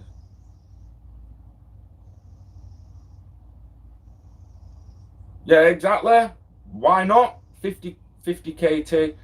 So if your car's parked on the road, there's more chance of it being hit. But if it gets hit, it's up to the other person to pay. If it's a hit and run kind of thing, then it should just be minimal damage payment, minimal damage insurance, because and then you'd have your theft there as well. And then if it's on the drive, well away from other people, again, it would be minimal payments because it's going to be really, really hard for someone else to hit your car while it's parked on the drive. I even actually be fucking algorithms that work it out in the end, mate.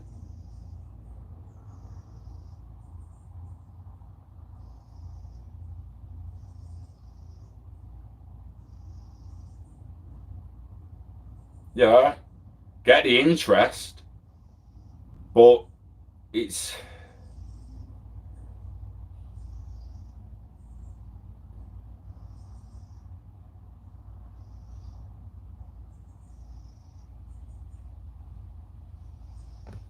Yeah, and then the employees should say, lump it, fuck you, I'll see you later, and everyone just walk out the building. Ollie, how's that? How would they like them apples, mate? I'd like them apples. People are scared of losing a position as a cog in a machine. Do you understand that?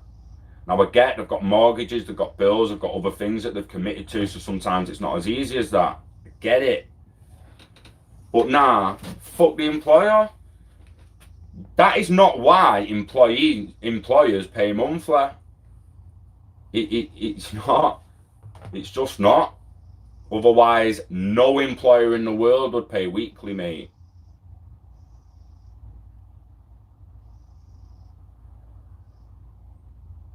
Money in's money in, and you've got to pay people whether you like it or not. Holding on to the fucking money is not going to change anything. Unions are gone.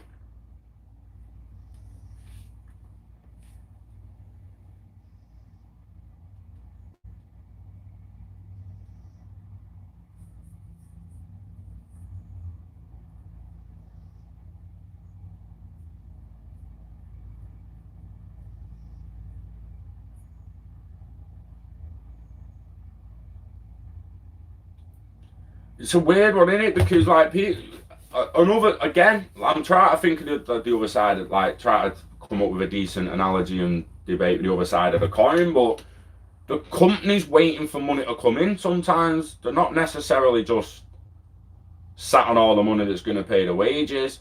Again, big corporations are sat on a shitload of profits, don't get me wrong, but if you was to start up a company of 10 people and pay them weekly, right?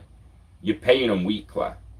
And 2 years later, you've got 1,000 people. Are you still going to pay 1,000 people weekly? Can you process them payments in a week? Have you got the time to do that? Have you built the team, the payroll team, to actually process that amount of payments in a week? Do you know what I mean? You're not just, oh, he's earned that, send him that. Not just doing that, you're actually doing payroll where you're sorting the tax out, you're paying their tax, the contributions. There's a lot you have to do for them. You're going to do 1,000 employees in a week, mate. You're not. Like, don't get me wrong, I see there's benefits in paying monthly. Like, you could probably, it would lead to benefit, less borrowing if you're gaining interest on the money you've already got and stuff like that. But again, you still need your income are coming in, which is still taking 3 to 5 days after the actual transaction goes through.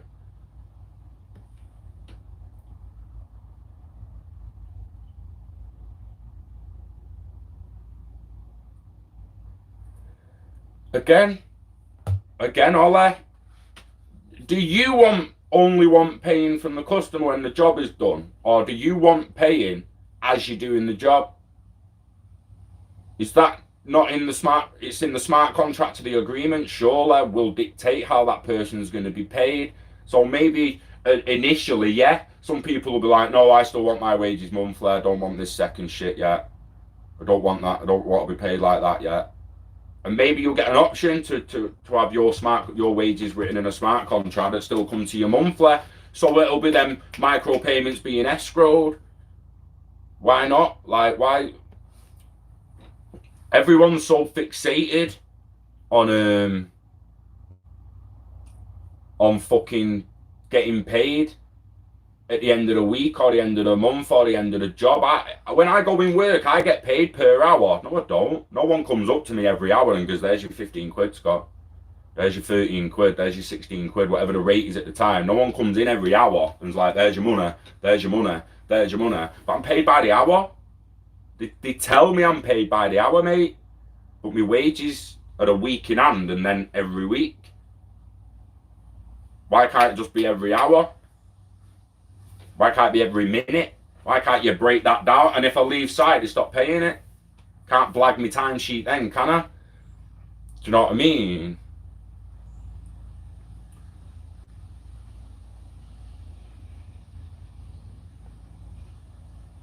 Most people will still want to be paid monthly while their bills are monthly.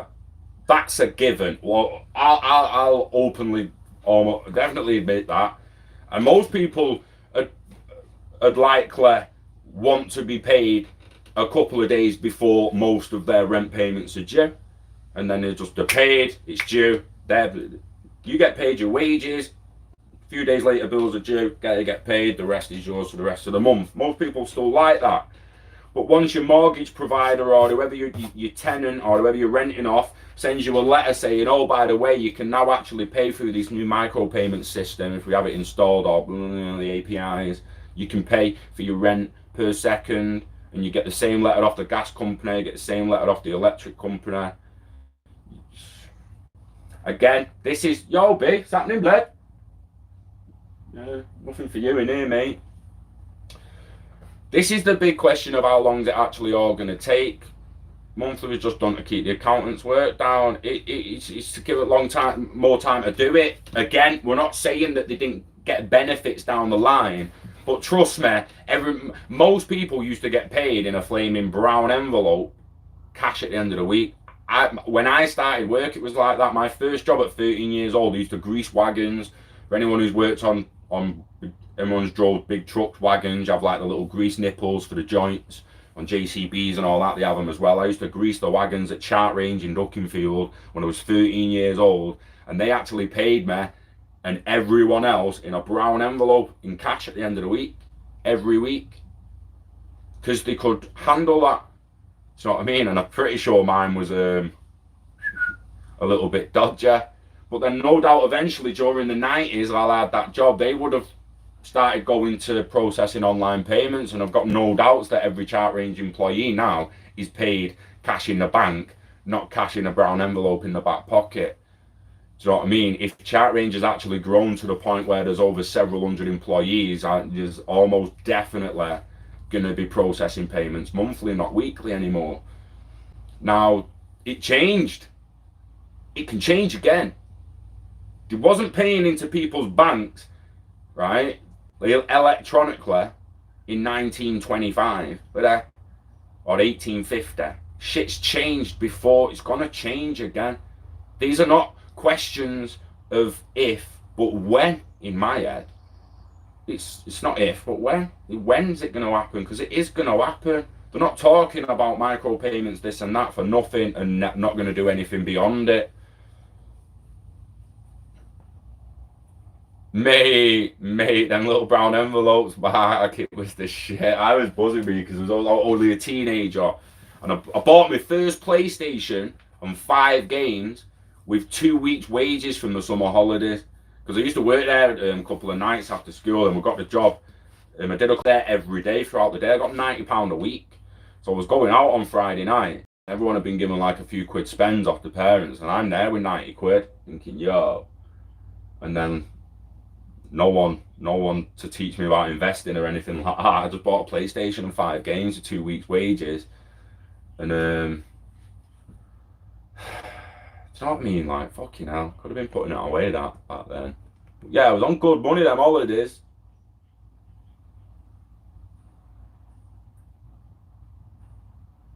Exactly, it's the smart contracts in it. So what they're basically working at here now, they're building the global RTGS system, which all what we talk about will run over the top of. Do you know what I mean? Until we have a global RTGS system where you can throw currency for currency anywhere you want, you can't build the infrastructure on top of it that's going to enable a true internet of value, swapping any asset for any asset while you're also being paid or earning money per second, while devices are paying for the power they use per second. Like this phone's on charge now at the moment, right? This phone should have a little connection to my wallet, my home server. It's on me, like, to pay for that electric per second out of a certain wallet, or should it just be at the electric box? Would all the devices not need it? The electric box actually pays per second, But then you've got a data center that actually tells you which device spent which and spent the most, or does your provider get that? Who gets what? Comes back to that video where the family goes out the house in it and are all like, oh, they've gone now. Didn't get. I fucking uploaded it on the channel and it wasn't even the English version, was it? But that's what it is. And it wasn't just electric on the advert. It's electric. It's gas. It's water. Was it HVAC house? HVAC smart. Oh, in fact, it was Russian advert on it.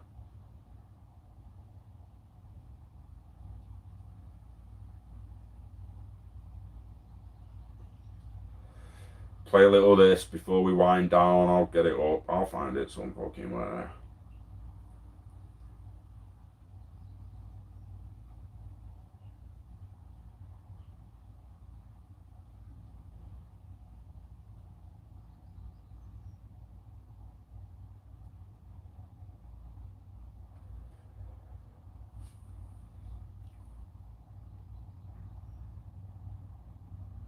Yeah, paid weekly at the shipyard, brown envelopes. Remember getting paid packets. Forgot about those. It was sick though, wasn't it? Like, I'm legitimately, if I wouldn't have had that job in school, in fact, no, MSP. No, he didn't. No, he didn't. He didn't. He didn't. That was the first week I worked for him because he wanted to see if I could do it, and he gave me a cash in hand in a brown envelope, but through actual MSP, it went in my bank. Yeah, if I wouldn't have had that job during school, by the time I left school, left college, worked for Fireset, they paid into my bank. I wouldn't have seen them brown envelopes and that if I wouldn't have had the job in school. Like, that was like mid-90s, as I'd imagine a lot of them companies were turning round.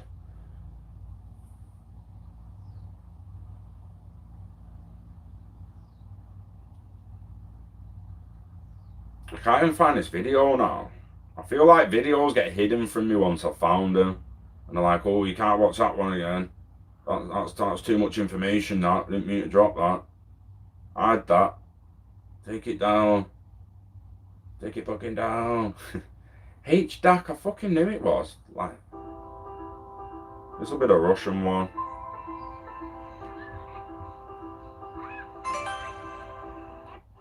They've left. No, it's not. It's not. It's not. This is the be all and end all of it, right? We've been conversing and talking in DLT Consortium. Now we're showing a smart mirror that some guy made. He made a smart mirror that can recognize his face and his mates' faces and links to his network and that. So that's one thing that we're looking at and researching a little bit at the moment. From smart mirrors to smart tables and worktops, no different, is it? You have like a chrome mirror so you can see yourself in it, but it's still smart. Or you'd have a black surface that's basically the same as the mirror, but instead of being chrome, it's black, and it's a smart surface. There's your smart mirror. She's trying clothes on. It's actually showing her what she looks like in the clothes. Payment confirmed. Most of you have seen this. I just want to recap it. Blockchain secured. Personal home network. Cars coming to drive itself. They've left. Yes, they've left! I used exactly 3.461 watts. I only used 3.467 litres, just like my family wanted. The blings are payment confirmed. They're paying for it. Payment confirmed. I used exactly 18.976 litres. They're back. Oops.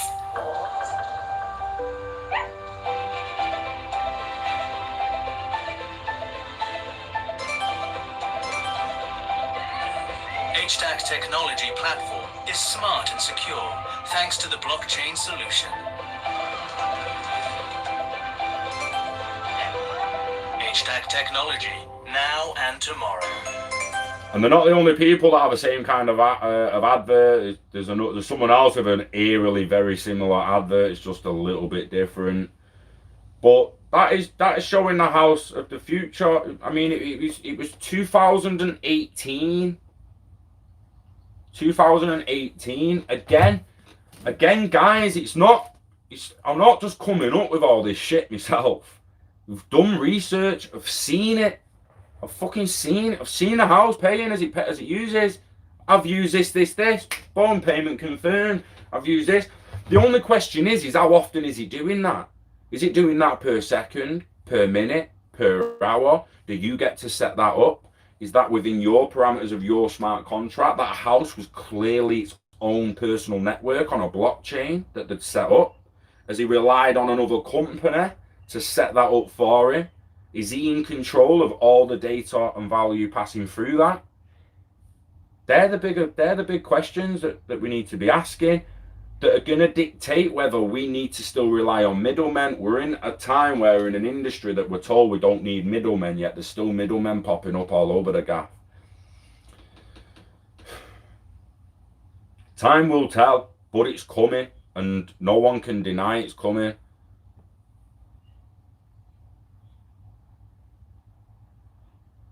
Exactly. Customer makes payment. Everyone through every channel gets the exact cut they were supposed to get, and they fucking get it like that instantly.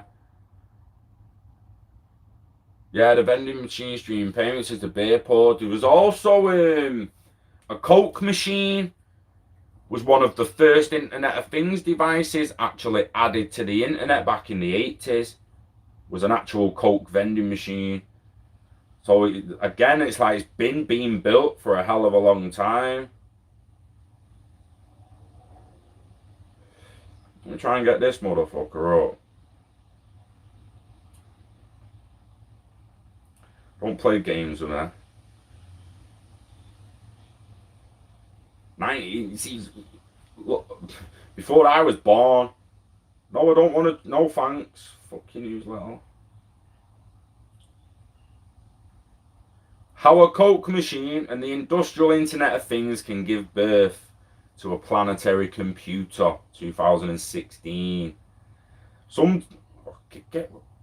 Sometime in 1982, a seemingly innocuous conversion occurred. In the Carnegie Mellon University, CMU, computer science department, programmers logging long hours in the labs were frustrated by their long walks to the Coke machine, only to find it empty or much worse, filled with warm soda you see around the halls, blah, blah, blah, blah, blah. Soon, conversion spun into action. The Coke machine was filled with a number of micro switches and connected to the internet, and soon its contents and their temperatures could be found by anyone who could reach the IP address. Although it didn't seem like much at the time, the moment CMU's Coke machine came online, the Internet of Things was born. Within a generation and a half, IoT would transform into Industrial Internet of Things, IIoT, and become a driving force for business and manufacturing innovation across the globe. It started with a Coke.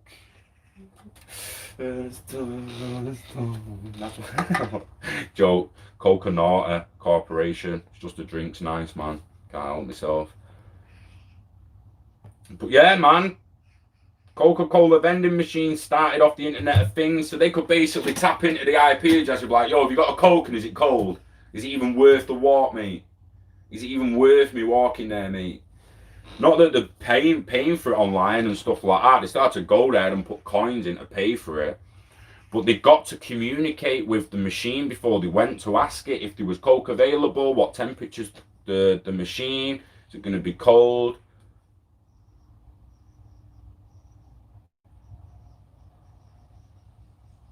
I'm not realising everything's a charge. Yeah, but the other thing on top of it is, right, let's get the how we're going to pay for things out of our heads first, and try and figure out a way of dropping as many micro streams of revenue into the property and network as possible. From online streaming with your kids, to your kids streaming gaming, to being on Brave and earning back, everything streaming back to not Uphold, not another payment pointer, but into your house's personal network. Then it's a matter of writing the smart contracts to make people have to pay for your data as well. So again, that's another thing that David Schwartz has spoken about industry starting to pay for the data they want to get off you. So again, you're going to have it stored in your own storage, on your in your own server and data room, and you will write contracts for people to pay 25 cents or whatever to access a little bit of information. So if you are charged to go and put the rubbish out 25 cents, it's a good job you've got something in the background that's currently being sold for 25 cents. So you've barely even had to do anything.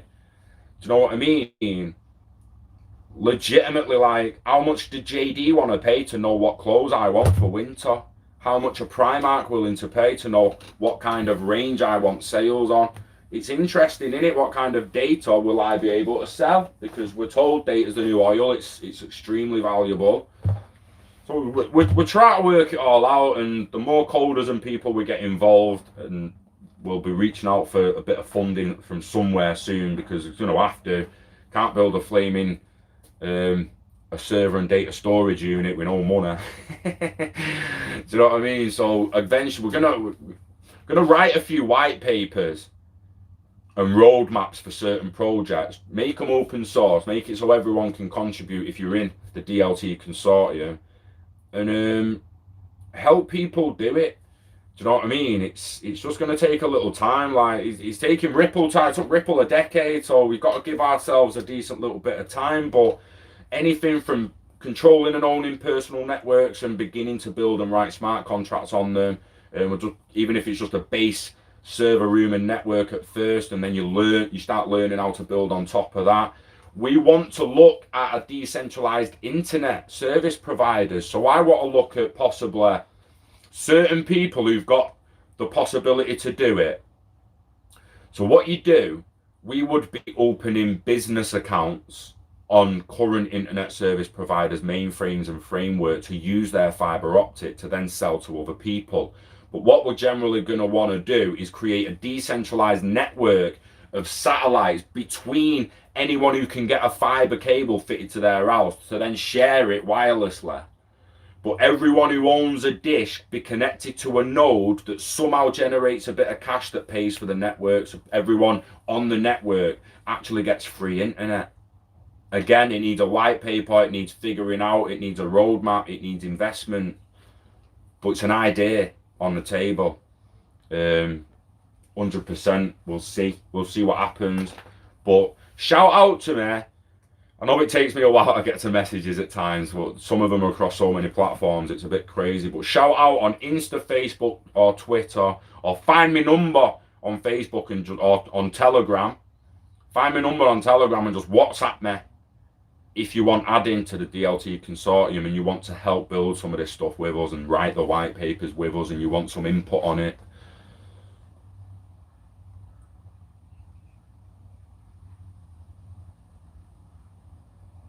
Oh, 50KT. Well, this is what I mean. We have to make sure people know and understand that this tech can be used by anyone, that it is open source. If you figure it out, you can use it yourself. It can be used to provide a fair, safe, secure world. It really, really can. I'm not going to say that walking down an alley in the future, there's no guarantee of being murdered or being attacked.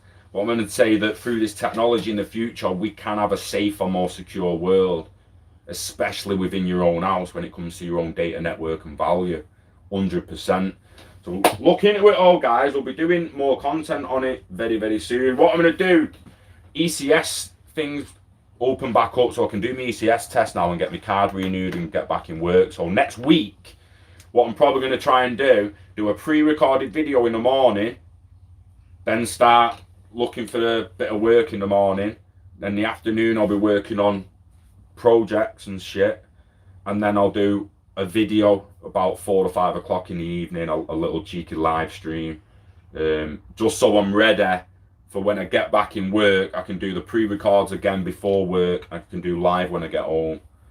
So yeah, it'll be getting mixed up a bit next week. So just bear in mind, if you're in New Zealand or anywhere that side of the world, you're probably gonna you'll be getting a pre-recorded at this time. Well, it'll be earlier than this. Try and get as early as possible again. Try and go for 7, half 7 like we used to.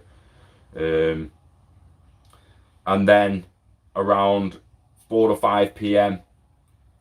English time, I'll go live. Yeah. No danger, Alan. You do you, mate. Make sure you're all right. It'll get easier as you get a little older. I'm told. It does look that way though. It does get a little easier the older you get. I see it with people. The early years can be bad though, and any year can be bad. But yeah, good luck, lad.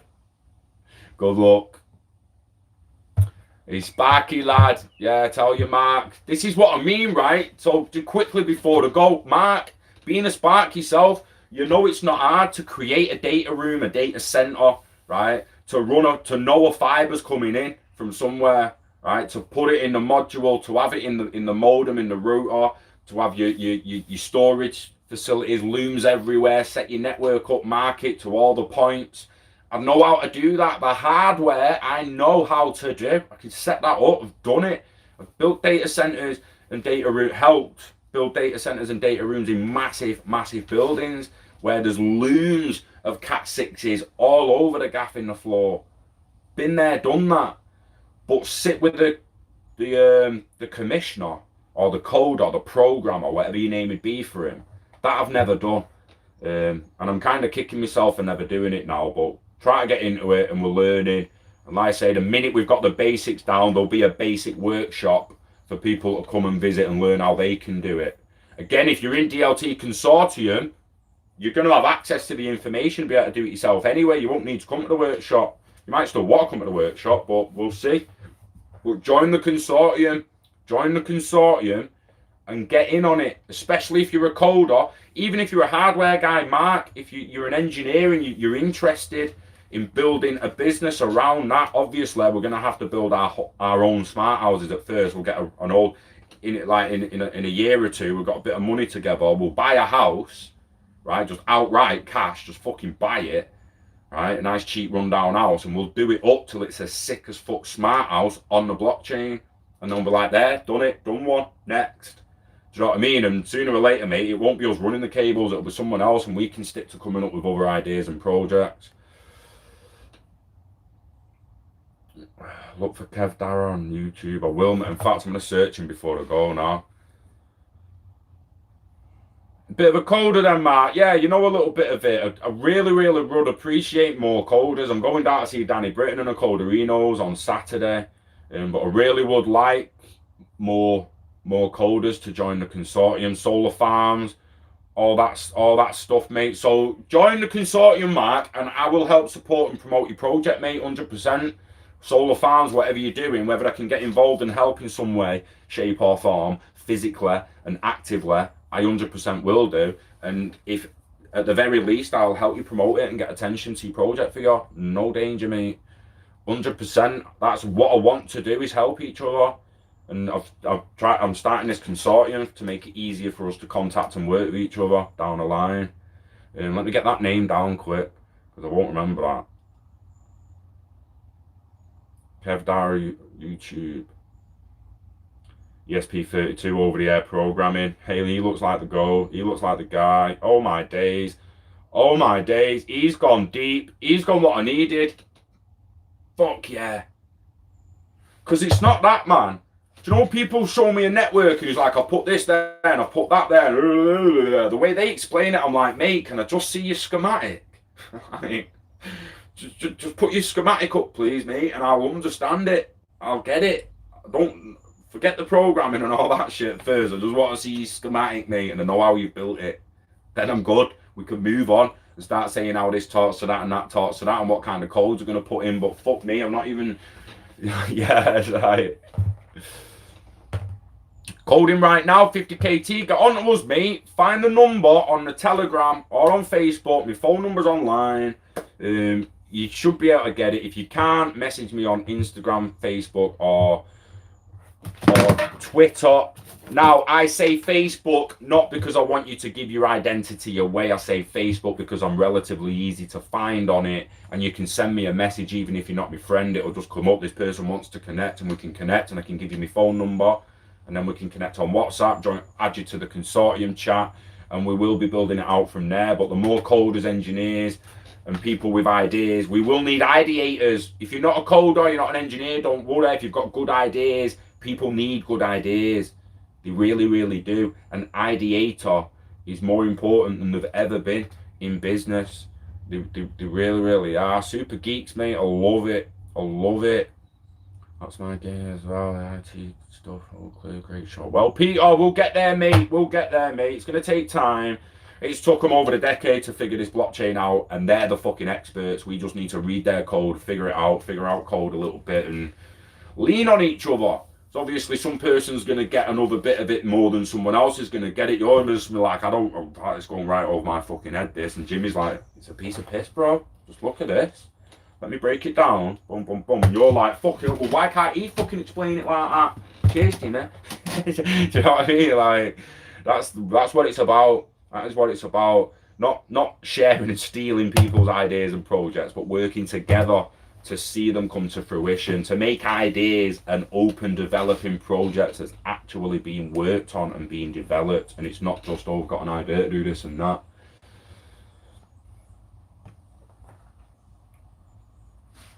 Whoa, what's that then?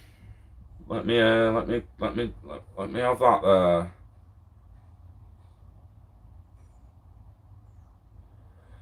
This phone is slowing down, bruh. Python, I've got Python on my Lappy and my server and that. I've got Python here and there, mate. Just need to learn how to fucking use it. Foresight Online, Facebook, CYCO, Currency Consultants. Nice, mate. I like that, you know. I like that.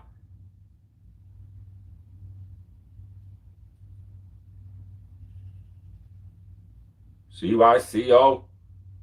CYCO. Why are you asking me to join in on that, man? Digital consultants, blockchain and cryptographics, public-private key infrastructure. Is that you?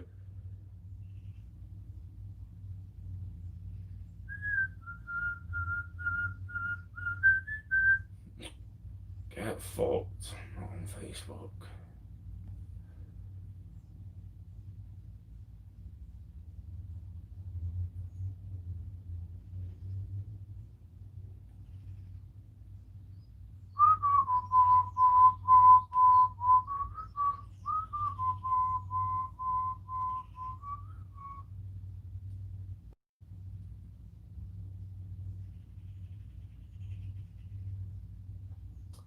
Fucking hell, man. Is it a page or a group, mate? Sorry.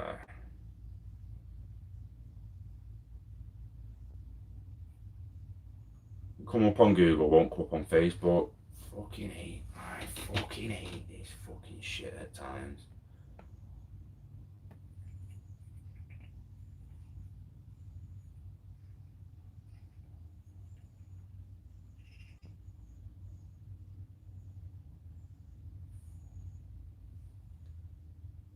CYCO. Why is it not just fucking coming up on the fucking Facebook search? There we go. That one. Is that it? Am I on the right one there, bruh?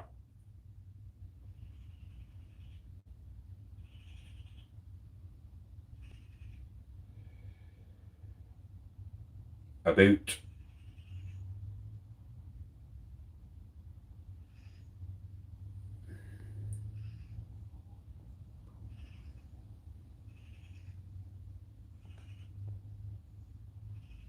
Yeah, working solo on it, you get proper burnt out working solo on it at times, and without someone who can, I'll send you a message, yo, so you know me thing. It's probably just come up off like your page anyway. But I'll just send a yo through to your page, so you've got me on Facebook. And over the weekend, once I've been down to see Danny and I get back on Sunday, I'll be contacting people about moving forward with it and that, because again, like I say, not only can people help with other people's ideas, but there's a lot to accomplish and get to regards to making sure people get it fairly, get it as cheap as possible. They're in control of what they can be in control of. They can set their own payment pointers up if they need them and stuff. And again, you're going to need a decent machine. This ain't going to be no fucking 8 GB laptop. You need to start thinking about building a a machine that's got some serious fucking RAM, and I'm talking 60 odd gigs, if you want to be able to run some major nodes on any networks, not just your own, but for instance, an XRP node for a test net, as said before, is 8 gig RAM. For a production node, it's 32 gig of RAM it will need, which means my PC can't even do it. My PC's got 16 gig of RAM at the moment. It runs everything I need it to run pretty well. It's got a Ryzen 5 processor. Now, if I was to put it to a Ryzen 7 processor and add 2 more sticks of RAM that will fit in 8 gig sticks, it will then run an XRP node, production node at 32 gig of RAM and have no RAM left. I would have to swap them 8 gig sticks to 4 16 gig sticks to give me 64 gig RAM. So I had 32 for the node and 32 gig for me and my server and my network. Look under your stairs right now and know in the future that's going to be people's data center with terabytes of storage and gigs of RAM. It really, really will. Latest steady, I'm going myself, mate. I want everyone to seriously think about what kind of life they want in the future. Everyone's expecting to become millionaires. What are you going to do with it? That's what I'm saying. What are you going to do with it? Everyone's like, oh, I'm going to build my dream house and buy my dream house and all that. Well, is it going to be smart? Is it going to be secure? Are you going to set up your own network? Are you going to control everything yourself? Or are you going to rely on other services and products? Do you know what I mean? Like, you can buy a Ring doorbell that gives you video footage, and then you can connect it to your Samsung devices or your Google Cloud and all that stuff, and you can put it on their servers. Or you can buy a Ring doorbell and you can connect it to your own server and store the footage yourself under your stairs. My mum recently has been gathering all the pictures and gathering them on a laptop and all that and putting them on an external solid state drive. If we already had our own server and data center under the stairs, it'd be getting sent there, wouldn't it? And she'd have her own little bit of that server and network that only she could. She had the key, so to speak, and only she has access, and she gives permissions out for her data and pictures. Whereas at the moment, they're just on a solid state hard drive that I could plug in here now, and I've got access. Do you know what I mean? Anyone who finds that hard drive, if she ever loses it, has got all her pictures. Where ideally you would have it on a secure network under the stairs, accessible from anywhere. Think about what you're going to want to do in the future. In this new world we're going into. It's going to be epic, guys. It's going to be epic. Legitimately, Peter. Thanks for that. I appreciate it. There's great ideas popping up all over the gaff, and there's many, many more on top of them, mate. It's just a matter of focusing on a vision and coming up with a way to make it more convenient. Solutions to problems, as Brad Garlinghouse says. Just come up with solutions to problems and you will succeed. It's as simple as that. Everyone, it's breakfast time, second brew time. Take it easy. Wishing health and happiness to you and yours. Invest in yourself. Invest in the internet of value. Do some research. Think about who you want to be when the money comes in. And start moving towards that person right now. Start laying the foundations, plant the seeds. So in 3 or 5 years, you've got the trees. Do you know what I mean? Don't wait and then think, oh, fuck, I should have started that already because I really want to do it now. Now I've got the money to. Lay the foundations as soon as you can, guys. And teach kids about it all as much as you can. Find what they're interested in within this new world and push them towards it. Have fun with them, learn with them. Educate, nurture their minds into being happy in the future, not worried about all the extra control that's going to come. Guys, we love crypto. We love internet of value. We love everyone's ideas of what's going to come out of the internet of value. And we love you. Take it easy. Peace out. I'll see you on the next one. Laters.